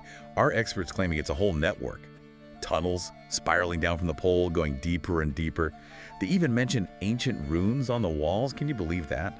Makes you wonder, could any of this be based on something real? You know, it's funny you mentioned that because, yeah, the scale of what they're describing, totally out there. But we do have real cave systems, some with ancient carvings and all that. Oh, true. Like, think of the catacombs under Paris or those tunnels in Naples. Crazy stuff. Point is, people throughout history, they've always had this thing about underground spaces. Creating them, marking them, you know. Okay, yeah, that's a really good point. It's easy to dismiss this whole thing as fantasy, but we have those real-world examples, this idea of hidden history, even if it's usually not this fantastical, right? Exactly, and that's what makes the Serpentine Road source so fascinating. It's like they blend the real stuff with the utterly bizarre. Like, get this. Yeah. You go down this road, right, deeper and deeper, you supposedly hit a realm of goblins. Goblins, no way, seriously. And not the cute kind either, I'm guessing. Nope, not even remotely. What, like creepy ones? Our source describes them as almost primitive, like they've gone backwards technologically, living like it's the Stone Age again. Whoa. Okay, so they ditched technology. Why, though? It's like they're scared of something down there? Like whatever's deeper is so bad, they're like, nope, we're good up here, thanks. That's the question, isn't it? What could be so unwelcoming, so potentially dangerous, that even things that, like, the dark want to avoid it? And that brings us to the part that really got me, I gotta admit. The area past the goblins. Our expert, they call it a place of pure ancient darkness. Oh yeah, that's where things go from strange to downright creepy. Right. And it's not just that it's dark either, it's what they say lives there. Oh, here we go. Nameless things, that's what our expert calls them. Nameless things. Okay, now that's just unsettling. What does that even mean? So, according to this expert, these beings are so old, so far beyond what we understand, that we can't categorize them. They're saying these things exist outside of time and space as we know it. Like, they might not even move through reality the same way we do. It's like they're on a whole other level, these beings, something we can barely wrap our heads around. Right, and it makes you wonder, if they're that far beyond us, how could our expert even describe them? It's trying to define something undefinable, you know? Yeah, definitely a lot to process. But as wild as that is, there's something even weirder further down the Serpentine Road, the inverted citadel. That's what really gets me. Yeah, this is where our expert story goes from kind of creepy to, well, almost unbelievable. They're talking about a massive cavern, so big it's like the entire Earth's inner crust is hollow. Hold on, now that's just not possible, is it? We know what's inside Earth, all those layers of molten stuff, metal. How could there even be a cavern that big? You're right to be skeptical for sure. Geologically speaking, it's basically impossible. The pressure alone, the heat from the core, nothing we know of could survive that, let alone buildings. So we're talking a total break from reality here. Pretty much, yeah. But let's say, JC for fun, that we entertain this idea. Inside this impossible cavern, our source claims there's a city, built upside down, clinging to the ceiling. They call it the inverted citadel. A city on the ceiling. So buildings pointing down, streets curving along. I can't even picture that. Right. Our source, they describe a whole metropolis defying gravity as we know it. Towers going down towards the core, streets intersecting in ways that shouldn't be possible. Like, the laws of physics just don't apply the same way down there. Which, again, highly unlikely, to say the least. But let's say, hypothetically, this place exists. What's it like living there? Well, according to our expert, it's a strange mix of beings. They mention lost civilizations, refugees from other dimensions, ancient races we thought were gone. It's like this impossible city is a haven for the impossible, you know? Okay, so we've got a physics-defying city full of beings we can barely categorize, and at the heart of it all, powering this whole thing, is the Earth's core itself. That's what they're claiming, yeah. They say the core acts as the inverted citadel's sun, provides light, heat, maybe even powers whatever tech they have down there. But remember how those goblins were afraid to go deeper? Our expert suggests being too close to the core, to that raw energy. It can drive you mad. And that's where this idea of a central temple comes in. The source describes this massive structure right at the heart of the city, positioned directly under the Earth's core with spires stretching down towards it. So this temple, this place where the core's influence is the strongest, it's like the photo point for all the weirdness, for all that power. Exactly. And within this temple, they claim there's an artifact, something unbelievably powerful, the key to the inverted citadel's creation. Some think it's a piece of the Earth's core itself, harnessed somehow. Others say it's something else, something even older, able to bend reality. An artifact that can bend reality. Okay, now we're getting into some serious sci-fi territory. I don't know about that. I hear you. It's definitely a big leap. But let's say, just for argument's sake, that it's real. What would that even mean? What kind of, civilization could create something like that? It's mind-blowing, right? And it makes you wonder, if they built this whole inverted citadel, this impossible place, using this thing, what was it for? What were they trying to do? That's the million-dollar question. And unfortunately, our Serpentine Road expert doesn't really give us answers. Actually, they make it seem like looking for answers down there is dangerous. They say anyone who goes too deep, too close to that core energy, they don't come back. Whoa. Like a one-way trip. Kind of, yeah. They describe this like cognitive dissonance, I guess. Like you lose track of what's real, what's in your head. The closer you get to the Earth's core, the more susceptible you are to its influence, to its, madness, I guess. So it's not just the physical danger of being in this crazy city, but there's a psychological one too. Like the core itself messes with your mind. Ancient magic, rituals that could rewrite reality. Even just maybe, we might get a glimpse behind the curtain at the stuff we think of as normal. Like lifting the veil, so to speak. Exactly. And get this, we're working with some really wild stuff. Excerpts from A Guide to Solomon Ritual. Classic. And some declassified SCP files. 34567 and 8181 to be precise. Oh, those are juicy ones. It's amazing how these sources kind of talk to each other. How so? Well, you've got this legendary figure, King Solomon, right? Famed for his wisdom, of course. But there's always been those whispers, those legends about him being a master of the occult. Oh, right. And now, looking at these documents, it's like, what if his rituals were the earliest forms of, what the Foundation calls special containment procedures? Wait, slow down a sec. Are we really saying King Solomon, the wise king from the Bible, might have been like a prototype for the SCP Foundation?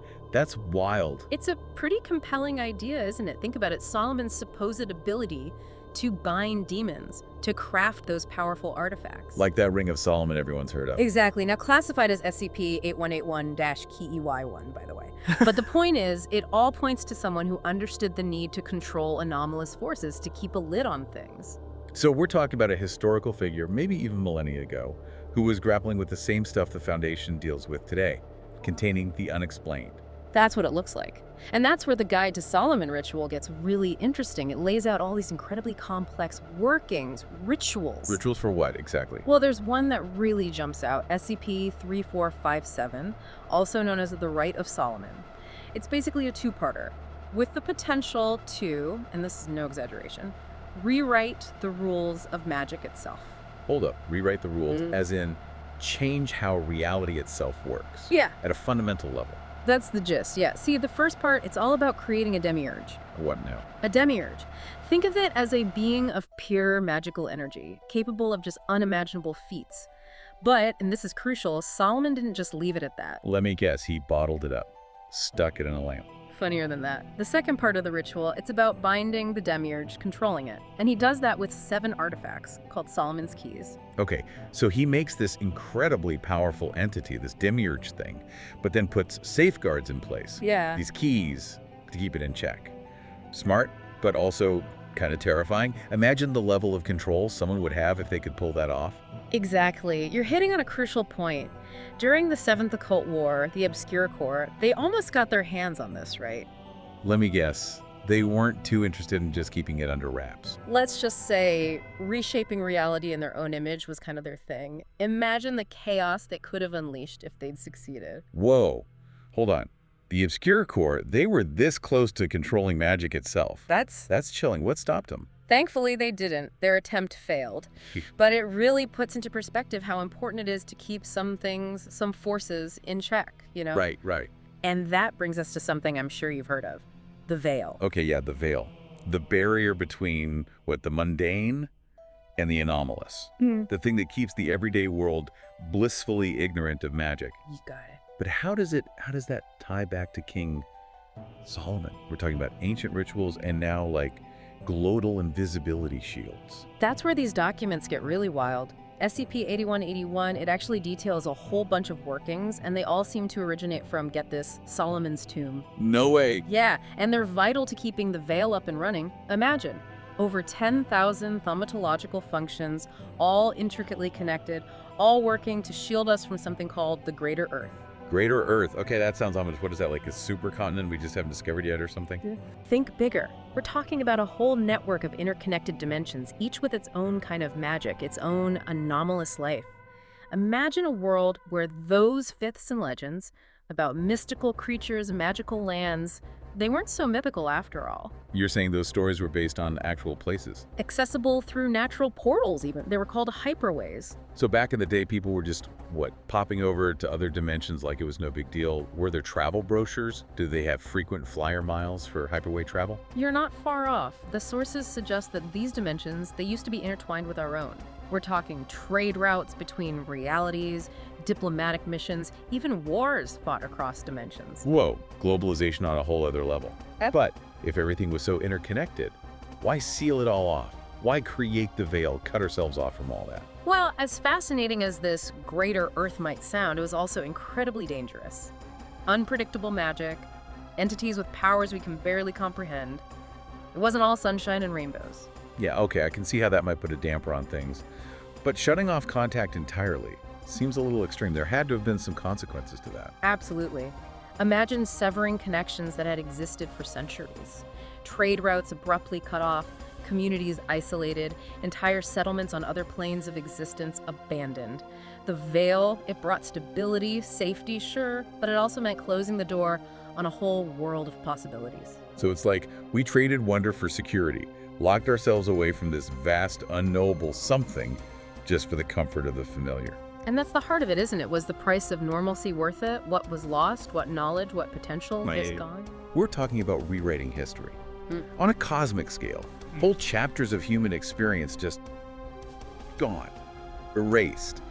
How do you even begin to do something like that? Convince billions of people to just forget? Well, the documents suggest it was a process. Gradual, subtle, amnestics, disinformation, even manipulating history and culture over time. So it wasn't just building the wall, it was making sure nobody even remembered there was a wall in the first place. Precisely. The anomalous, the unexplained, it had to become invisible, unbelievable, just background noise. If it's that effective, it makes you wonder what else we don't know, right? What other parts of reality have been curated, adjusted? That's a question that lingers. The veil, the effort to keep it up, that suggests something massive at work, something we might not be ready to grasp. And the foundation, what's their end game? Just caretakers, keeping the doors locked? Well, Something more? Impossible to say. Their true motives, their goals, they stay hidden. Maybe it has to be that way, given what's at stake. Right, because if the world knew what the foundation knows, if everyone really understood just how vast, how strange it all is out there, that changes everything. The upheaval, the fear, it'd be like the floor dropping out from under everything we thought we knew. It's a lot to think about. King Solomon, this legacy of ancient knowledge, rituals hinting at a world where magic was real, tangible. And now, the veil, like an echo of that, but on a global scale. Keeping us safe, yeah, but maybe a little too much in the dark. We've been digging through some seriously strange sources. Old journals, what seem like tourist pamphlets from another dimension, even some, shall we say, interesting SCP files. Each one weirder than the last? Oh, absolutely. Yeah. And they all agree on one thing. Alamogordo is a city that exists somewhere between a dream and a nightmare. And not a dream you'd necessarily want to have, more like one you can't wake up from. Exactly. And getting there, well, that's a whole other story. It's not like booking a flight or hopping on a train. No, think more like stepping through a mirror that shouldn't be a portal. Or maybe finding yourself at a masked ball that dissolves into thin air. Those thresholds, those in-between spaces, they seem to be the key. The question is, what makes those places, those moments, so susceptible to Alamogordo's influence? Right. It's like those old stories about stumbling into fairy realms, but with a much darker twist. Yeah. And speaking of dark, Once you're in Aligata, there's one rule you absolutely cannot forget. Let me guess. Don't eat the food. Tempting, I know. But no, this is even more important. In Aligata, your mask is everything. Literally. You mean like you have to wear a mask? Is it a health thing or some kind of air quality issue? Not exactly. Every source we have stresses this. Forget your passport, forget your luggage. You can even forget your manners if you want. But don't even think about setting foot in Aligata without a mask firmly in place. Okay, so it's mandatory. Yeah. But what's the reasoning? What happens if you know? Yeah. Forget your mask. Well, that's where it gets interesting. Without a mask, you become an unperson. Stripped of identity, invisible to the city and its inhabitants. Whoa. Okay, that's intense. So it's like your face, your true self, is hidden, and the mask becomes your only identity? What are the social implications of that? Right. Imagine a whole society where everyone is hiding behind a mask. And not just any mask. There are different types. Everyday folks, they've got their own masks, of course. Makes sense. But then you've got the more elaborate ones, almost ceremonial, worn by Aligata's elite. Oh, I bet those are something to see. Are there any pictures in those tourist guides? Actually, yeah, there are a few sketches, but it's the descriptions of the living masks that really get under your skin. Living masks. Yeah, they're not just objects. Think of them more like entities that attach to you. They can change your personality, even enhance or warp your abilities. It's like the mask becomes a part of you, or maybe you become a part of it. So it's not just about losing your mask, it's about your mask changing you into something you might not even recognize. Exactly. And suddenly, buying a cheap souvenir mask doesn't sound like such a good idea, does it? Yeah. Speaking of which, who doesn't love a good market when they travel? Who doesn't? Though knowing Aladata, I'm guessing their markets aren't exactly your typical tourist traps. You got that right. The masquerade markets are supposed to be this chaotic mess of sights, sounds, and smells. Bizarre trinkets, magical artifacts, you name it. Sounds overwhelming. Oh, it gets worse. The sources mention something truly disturbing. The buying and selling of souls, like your actual soul, traded like some cheap trinket. Wait, seriously? They're trading souls in broad daylight. Apparently. It really makes you think about the choices people are willing to make, the things they're willing to risk when they enter Aligata, even their very essence. So maybe skip the souvenir shopping, but what about the landmarks? I mean, every city has its must-see spots, right? Even one as strange as Aligata. Oh, absolutely. And trust me, Aligata delivers on the strange. We have to start with the Palace of Eyes, home to the Black Lord, or at least he used to be. Used to be. It's complicated. Anyway, picture this. A sprawling palace architecture that shifts and changes right before your eyes.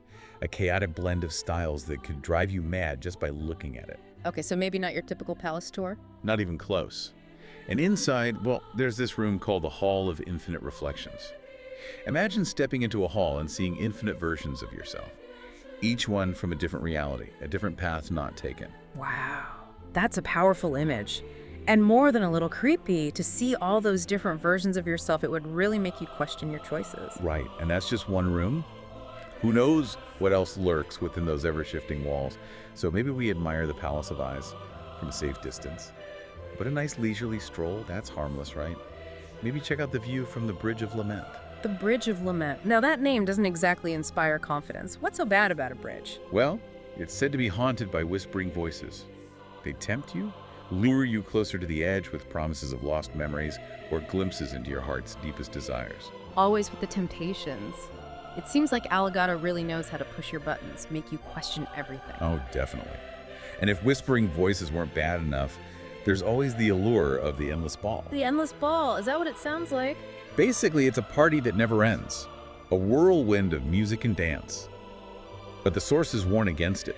Time in Aligata is, well, fluid. What feels like hours could be years. Those who surrender to the endless ball risk losing themselves entirely. So you're saying I should pace myself if we ever find ourselves at the endless ball? Probably a good idea.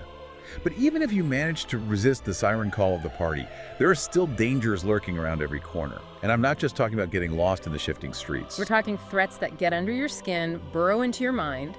Things like the maskless, for example. Okay, yeah. Those things are the stuff of nightmares. Empty shells, desperate for any face, even yours. And the saddest part is they were probably once visitors to Aligata themselves. People who lost their way, lost their masks, lost their very identities. Hunting. And a good reminder to hold on to your mask no matter what. But even if you manage to do that, there's the whole time distortion thing to worry about. Right, we were talking about how time in Alagata is flexible. Flexible, more like completely unpredictable. One minute you're browsing a shop, the next you've aged decades. That's what those sources really emphasize. It's easy to get so caught up in the strangeness of Alagata that you lose track of everything else, even time itself. And then there's the plague of joy. The what? The plague of joy. I know, it sounds almost pleasant, doesn't It it? does have a certain ring to it. Yeah, until you realize we're talking about an uncontrollable hysterical laughter that consumes its victims. Joy twisted into something agonizing. That's seriously messed up. That's Alagata for you. Even joy, something we consider good, essential to life, it can be corrupted, twisted into something horrifying. It makes you wonder what else Alagata could distort. What would happen to other emotions, other aspects of, well, being human? Exactly. Yeah. Which brings up another question. Let's say, for the sake of argument, that we managed to survive all of that. Yeah. The shifting streets, the temptations, the maskless, even the plague of joy. How do we get out? Escape from Alagata. Well, it's not as simple as buying a return ticket, that's for sure. Our sources offer a few possibilities, each more unsettling than the last. Let's hear them. First, there are the mirror houses. Imagine a maze filled with mirrors, each one a portal to another dimension. But there's no telling where each portal leads. Could be home, could be, well, let's just say somewhere far worse. So basically a cosmic coin toss. Pretty much. And then you have the river of forgetting. To cross this river, you have to surrender your memories of Alagata. Piece by piece, they dissolve into the currents. The price of freedom, huh? Seems that way. But it makes you wonder what's left when you strip away those memories, those experiences. Is it really freedom if you can't remember what you're escaping from? Right. Is it truly forgetting, or just another layer of Alagata's influence? Because here's the thing. Even if you find a way out, escape the physical city, the sources, especially those SCP files, suggest that Alagata doesn't like to let go. Not entirely. What souvenir you don't want? More like a shadow that follows you home, a lingering feeling that something's not quite right. Okay, so Alagata is a place you never truly leave behind. Got it. But it's more than just the city itself, right? These sources hint at someone, or something, in charge. A figure far more unsettling than any of the dangers we've talked about. The ambassador of Alagata. Even Alagata's elite, those who seem to thrive on the city's chaos, they fear this figure. And they describe a being shrouded in darkness. A mask so devoid of features it's almost wrong. An envoy, a representative of Alagata's will. And what exactly does that mean? Imagine a being who sees themselves as an ambassador, not just for a city, but for a realm that exists outside of reality itself. Okay, now that's a scary thought. But it gets worse, doesn't it? Because this ambassador, they have powers. They do. Powers that make those living masks we discussed seem downright tame. Powers that warp your mind, your memories, your very sense of self. The sources talk about victims driven to madness, their pasts rewritten, loved ones turned into strangers. And it's not just the past. The ambassador can twist the present too, amplify your emotions, corrupt them, turn them against you. Love becomes obsession. Hope becomes despair. It's like they take the things that make us human and break them. And then there's the dimensional manipulation, the ability to craft pocket dimensions, personalized hellscapes designed to break a victim's mind. But here's the thing that really gets me. All that power, it's just a taste of what governs Alagata. The ambassador, as terrifying as they are, they're just a messenger, a representative. Which begs the question, what kind of power are we talking about here? What kind of being rules a city like Alagata? Well, the SCP Foundation, in their infinite wisdom, they wanted to find out, tried to study Alagata, learn its secrets. What did they find? They caught a glimpse of the ruler, the one they call the king. Imagine a being of pure emptiness, a void where there should be something. A void. What does that even mean? The agents who saw it, they described a god-shaped hole, a presence defined by its absence. Whatever it is, it's not meant for human eyes. And the agent who saw it, he didn't just see it, did he? No, he interacted with it, briefly. Let me guess. It didn't go well. Let's just say he was never the same. Driven to the brink of madness, some things, some doors. They're best left undisturbed. Alagata definitely seems like one of those doors. It's a city that preys on curiosity, on that human need to know, to understand. But some things can't be understood. Not completely. And maybe that's where the true horror lies. So we've delved into the depths of Alagata, faced shifting streets, soul-trading markets, and a plague of laughter. We've encountered living masks, whispering bridges, and a party that never ends. We've even glimpsed the ruler, the God-shaped hole at the heart of it all. We've learned that in Allegata, identity is fluid, reality is fragile, and even our deepest emotions can be weaponized. We've learned that some doors are best left unopened, some mysteries are better left unsolved, but most importantly, we've learned that the universe is a vast, strange, and often terrifying place. And sometimes the most unsettling thought is the one that lingers long after you've turned away from the abyss. The thought that maybe, just maybe, something in that city of masks is looking back. We're talking about the cocoon people. And no, we don't mean people who, love silk or anything. This goes way deeper. Yeah, way deeper. We're diving into this podcast. It's called Emerging into the Cocoon, a new gender perspective. And from what I've heard, it really kind of turns the whole idea of gender on its head. It's not about like reaching a final destination, but it's more about this journey, Yeah. this constant evolution. Yeah, it's actually super interesting. They use this whole cocoon metaphor not just for like the transformation itself, but also to show how limited those traditional labels can actually feel. It's less about like, what are you? And way more about who are you becoming? Like, where are you going? Okay, so not male, not female, not even non-binary. Yeah. Are they saying that even those labels are like too limited? It really seems that way, yeah. Yeah. They're saying that even those categories, and they're important for a lot of people, can still feel like boxes for some. Right. The cocoon people, they're all about just embracing this constant evolution of self. And that's kind of a lot to take in a world that like loves its labels. That's always pick a lane and stay in it. Right. So how do the cocoon people even handle that? So the podcast, they lay out these stages of transformation that a lot of them actually go through. The first one, they call it the unraveling. Have you ever just felt like the labels people put on you they don't fit anymore? Yeah. That's it. It's about recognizing that who you are inside might not match up with all those expectations from the outside. So it's like your clothes don't fit anymore, but like for your identity. Exactly. That could be, for some people that could be so liberating, but I'm sure for some people it's going to be a little scary. Oh, absolutely. It's letting go, which can be both like exhilarating, but also completely disorienting. The podcast describes it as like shedding all these layers that society kind of puts on you, almost like you're taking off a costume, that never really fit right in the first place. Okay, so you've unraveled, you're questioning everything. Then what? The retreat.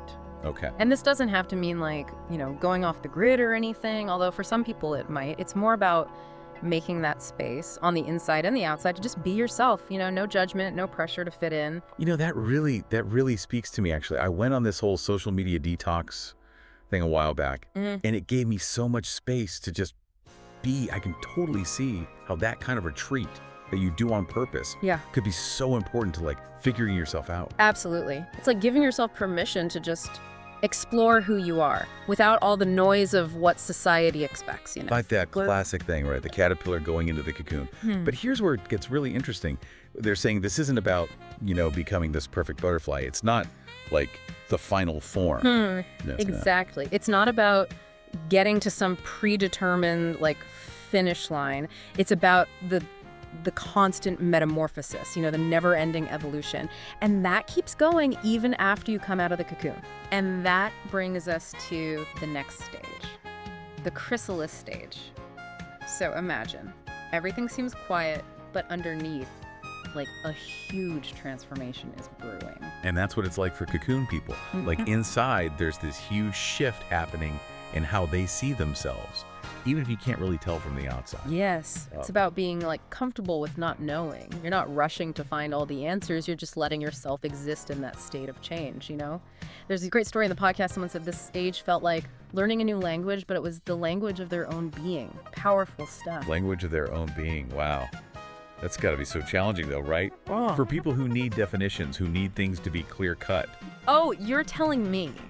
And this is where finding your people becomes so important, which we'll get to in a bit. But first, let's talk about what happens when you come out of that chrysalis stage, which, by the way, isn't even the end for cocoon people. Right. It's not the grand finale. It's more like, it's like the beginning of like Act 2 or something. Totally. It's like realizing that anytime you emerge, anytime you understand yourself in a new way, that's not the finish line. Yeah. It's a comma, not a period. It's this journey, this constant becoming. And you know what? That kind of messes with that whole coming out story we always hear, doesn't it? Oh, 100%. The podcast actually interviewed a bunch of people, and they were talking about this exact thing. One person said, I don't remember exactly how they put it, but they basically said that, like, coming out makes it sound like you get to this final destination, you've arrived. But for them, it was more about constantly revealing new things, always discovering new parts of themselves. So it's not this one-time announcement. You're always sharing who you are, like in that moment. But that makes me think, this whole thing could be, it could be so freeing for some people, but also maybe a little overwhelming, Absolutely. You got to be okay with not knowing everything and be willing to just be open to the unknown, not just about who you are, but about, like, what identity even means, Which brings us back to that whole community thing we were talking about before. Because let's be real, going through these huge personal changes, it can be lonely, even kind of scary sometimes. You're so right. And that's where the podcast really emphasized how important it is to find your people, the people who get it, who are on a similar path. Yeah, and it's not even about finding people who identify exactly the same way as you, right? Yeah. Because with the cocoon people, even that's always changing. It's more about just, like, relating to that whole experience of transforming. Yes, exactly. It's about those connections with people who are cool with fluidity, who understand that feeling of always growing and becoming. There was this really cool example they gave in the podcast. They were talking about these online forums and support groups, specifically for cocoon people. And the really interesting part wasn't just that they all shared this identity, but how diverse it all was. It's like finding your flock, but everyone's wings look different every time you see them. That's such a good way to put it. It's about realizing that even though everyone's journey is unique, the struggles, the joys, even the frustrations, those are all things you can share. And that makes that feeling of belonging, of being seen, so much more powerful, I bet. For sure. And that's something we can all relate to, right? Needing to find your tribe, your people, the ones who just get it. Totally. It makes you wonder, what if we used this whole cocoon people idea in other parts of our lives? Like, what if we approached our jobs, our relationships, even just how we see the world with that same kind of fluidity? That's a really interesting thought. Because when you think about it, aren't we all constantly changing, no matter how we identify? Our bodies change, our opinions change, our experiences change us. Maybe the cocoon people are just more aware of that process than the rest of us. And maybe a little braver about just going with it. But here's another thing. Can language even describe something as, like, fluid and always changing as this cocoon people thing? It seems almost impossible to try to define it with words. It's like trying to catch water in a net, Right. Even calling them cocoon people, as descriptive as it is, it still feels limiting. Like, it's trying to hold something that's meant to be limitless. Right. And maybe that's the whole point. Maybe it's not about finding the perfect word. It's about realizing that words will always fall short when you're trying to describe something as complex as a real lived experience. It's about the freedom you get when you let go of needing to put everything in a box. Which is a pretty radical idea in itself. We're hardwired to categorize things, especially when it comes to who we are. So true. But what the cocoon people seem to be saying is, we need a fundamental shift in how we see ourselves and each other. It's about seeing the beauty in the journey and the constant becoming. Which honestly is kind of a relief, even if it takes some getting used to. Totally. It tells us to be curious, to be open to change, instead of being so rigid and afraid. And maybe to be a little more accepting of ourselves and others, knowing that we're all works in progress, always evolving, always emerging. It's a beautiful thought, isn't it? This whole conversation, it's got me thinking. So where does this leave us? Like, if we're not chasing these fixed identity labels, what's the takeaway for the average person, even if they're, like, totally into this whole cocoon people thing? That's the big question, isn't it? It makes me think of that quote, I think it was Buckminster Fuller who said it, something like, the only constant is change. The cocoon people, they really seem to get that, like, deep down, they're applying it to their very sense of self. Right. Like, we all know about personal growth. Yeah. But this is different. They're saying, what if our identity was always growing and changing too? Exactly. It's not about forgetting who you were, but realizing that who you are is always, like, unfolding. And the really cool thing is, they don't think this is just about gender. The podcast even encouraged people to think this way about other parts of their lives too, like relationships, their careers, even what they believe in. So instead of being stuck with these rigid definitions of success or love, or even, like, spirituality, we could approach those things with that same cocoon people fluidity. Exactly. What if instead of trying to squeeze ourselves into these boxes, we gave ourselves permission to change and redefine those parts of ourselves as we go? It's like they're saying the journey is the destination. And that's powerful. It takes the pressure off, you know? That pressure to have it all figured out, which, let's be honest, none of us really do. No, not even close. But this whole idea, this cocoon people philosophy, it really makes you look at the world differently, you know? For sure. It's like, be okay with not knowing, be open to change, and find the beauty in the journey itself. And on that note, I think we've given our listeners a lot to think about today. What a deep dive this has been. It really has. Okay, so, are you ready to dive in? Because today we are looking at em.Path. And specifically, we're going to be looking at the character classes in this deep dive. All right, let's do it. And oh boy, are these interesting. This is not like your typical, oh, I'm a fighter, I'm a wizard kind of thing. No, not at all. These are very unique and very cool. Yeah, and I think it's really fascinating how each of these classes acts as a lens to view the world through, like, it kind of shapes not only your abilities, but how you would even approach existing in this reality of em.Path, right? With the magical chaos and the time loops and the esoteric seas and all that. And I love how it's not just what you can do, but it informs who you are as a character. Exactly. So it's not just, oh, I can cast fireball. It's like, no, you are someone who has decided to give up parts of their memory to gain this power. Right, and then what does that mean for you as a person, right? Like, if you forget your family in order to get this power, like, how does that change you as a character? Right, exactly. And I think that's what's so cool about these classes. So let's jump into it. Okay. The first one up is the witch. And like, we all know witches, magic, all that stuff. Sure. But here's the thing in em.Path. Your memories are literally the fuel for your power. Yeah. It's a double-edged sword, isn't it? Yeah. Because, you know, to have access to all this cool magic, but at the cost of your own history.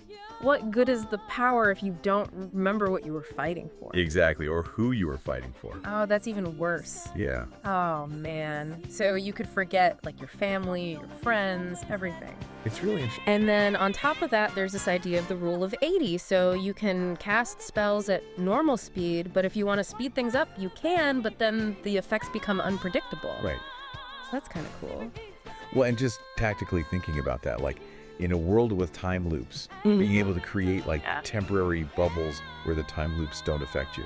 Oh, that's cool. That's a cool way to think about it. That is really cool. Escape situations, combat. Yeah. You know, you can really get creative with that. That's awesome. Okay, so maybe you're not about that whole fire and brimstone thing. Maybe you're more about plumbing the depths of reality. Right. And that's where the Fisher Girl comes in. Yes. Which, what a cool name, first of all. And the Fisher Girl is really interesting because they're so connected to the esoteric seas. Right. And they pull things from the esoteric seas, but it's not always like physical objects. Sometimes it's like lost memories. It's true. It's a very different kind of power. Yeah, it's like deep sea fishing for like thoughts and ideas and you know, memories and stuff. Yeah. And they have that ability to catch things. Like, the catch is a big part of their abilities where they can literally cast these spectral nets and pull things in from other dimensions. Oh, that's so cool. And it's not just objects, right? It can be like... It can be concepts. Concepts! Ideas. Like, if you can fish an idea out of the esoteric seas, like, what does that mean for what's real and what's not? Whoa. You know, like, that really starts to really make you question, like, what even is reality at that point? That's really cool. Yeah. So we've gone from like magic to like deep sea fishing, and now we're going corporate raiders because the next class is the CEO. Yeah, the CEO, it's a very on brand for the hyper-capitalist collective that exists in this world. Yeah. It really shows how pervasive their influence is. Yeah. That you could literally have a character class that's about being a CEO. And it's not just being a CEO. It's literally like you are weaponizing contracts and debt. Which, I mean, Right. I feel like that's a little on the nose for our world, too. Yeah, maybe a little too close to home. But it is really fascinating. So, like, you can bind your enemies with magical debt chains. Yeah, or just reshape the world through, like, mergers and acquisitions, right? It's really, really cool stuff. Yeah. Okay, so from the corporate world, let's go to something a little darker, shall we? Let's talk about the cultist. Oh, yes. So the cultist is all about embracing the power of these, like, nameless entities. Right, it's very Lovecraftian. It is very Lovecraftian. Yeah. You know, summon these monstrous avatars, warp the minds of your enemies. But, you know, at what cost? Yeah, because you can gain all this power, but you risk, like, your humanity and your sanity. That's always the question, right? When it comes to this kind of power, like, how much are you willing to sacrifice? How far are you willing to go? Exactly. And at what point does your ambition become something much more sinister? Yeah, and the source material talks about grotesque transformations, Yeah. whispers of madness. Oh yeah, it can get real rough. So that's kind of scary. Yeah. So you got to be careful dabbling in that kind of magic. Okay, so maybe you're not about all that spooky stuff. Maybe you just want to like punch things, and that's where the wrestler comes in. And for the wrestler, the rule of 80 gets a whole new spin on it, right? Yeah. Because now we're talking about like speed and momentum. Like literally the faster you move, the stronger you become. Okay. So you can really get some cool stuff with that. So it's not even magic. It's just like you're breaking the laws of physics. Well, I mean, is it not magic? I don't know. That's fair. That's fair. It's like at a certain point, like where does the line between like physics and magic even exist anymore? Especially in this world, right? Right. Exactly. I'd be interested to see like a wrestler versus a witch. That'd be a cool fight.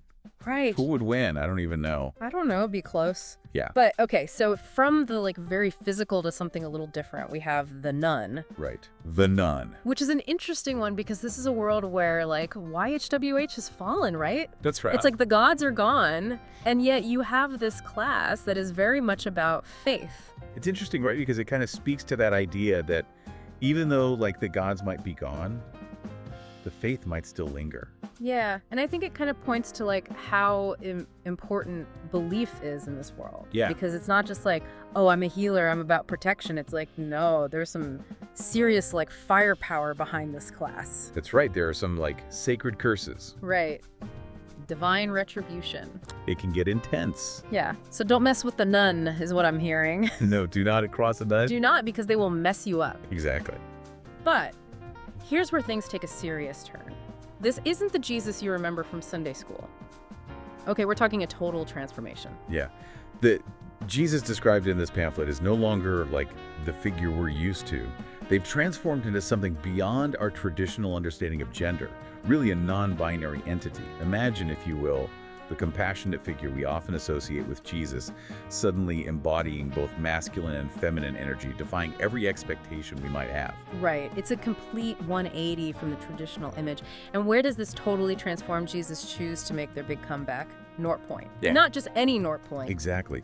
This pamphlet, it gets into some detail about North Point's history. It was once like the ultimate gladiatorial city, a place known for its violence, spectacle, and, well, brutality. Think along the lines of Rome's Colosseum, but maybe even more intense. Wow. Talk about a setting that just screams end of days, right? So we have a transformed Jesus appearing in a city known for, like, its brutality. What happens next? Well, this is where things start to get really interesting. According to the pamphlet, Jesus puts a stop to the gladiator games and claims North Point as a sanctuary, a place of peace. So it's a complete transformation, not just for Jesus, but for North Point too. It makes you wonder what kind of sanctuary you can build in a city literally designed for violence. It's like they're trying to build something new from the ashes of something destructive. Yeah, and to do that, they need an army, right? Yeah. This is where we start to get into some of the more, shall we say, unexpected details of this pamphlet. And trust me, you are not kidding. This isn't your typical ragtag group of followers. This army is something else. We're talking warrior nuns, outcast witches, and some seriously intimidating figures called the Blades of Spiritus. It's like someone took elements from every fantasy epic ever written and just like threw them together. And that's what makes this pamphlet so fascinating. It takes these familiar concepts, Jesus, the second coming, good versus evil, and just flips them on their head. It's not about confirming what we already believe, but about questioning those beliefs, shaking things up a bit, just like those Y2K anxieties. It plays on our expectations and then takes us somewhere we don't expect. Okay, so let's break down this army a bit because each group is like more than a little intriguing. First up, we have the Sisters of Retribution. These aren't your typical nuns. We're talking holy warriors wielding some serious magic, fighting on the front lines for Jesus. It's a far cry from the image of quiet contemplation and prayer, don't you think? Absolutely, and it makes you question, who are the truly powerful figures in this new world order? Yeah. This pamphlet, it challenges our assumptions about faith, power, and authority right from the get-go. Then there are the outcast witches. These are people who've been rejected by both mainstream society and traditional magic circles. But Jesus welcomes them, gives them a place in this new world, and empowers them to use their magic. It's a powerful message of inclusion, finding strength in unexpected places. This Jesus, they aren't bound by the same rules or prejudices we often see in traditional interpretations. And then there are the Blades of Spiritus, Okay, now these guys are just straight up intimidating. The pamphlet says they have weapons made from the true cross. And get this, these weapons can sever souls from their bodies. It's both fascinating and terrifying at the same time. Right, talk about intense. They embody this like unwavering faith, this complete devotion to Jesus's cause. But it begs the question, what kind of litter requires a force like that? Like, what is their end game? Well, and this is where the pamphlet gets really interesting, because it starts to hint at something much bigger going on. It's like the pieces of a puzzle are starting to come together, but we're still missing a few key pieces. Okay, so let's talk about those missing pieces, because that's the million-dollar question, isn't it? What exactly is Jesus's goal in all of this? The pamphlet gives us clues, hints at their motivations, but like nothing concrete. Could it be revenge for what happened to YHWH?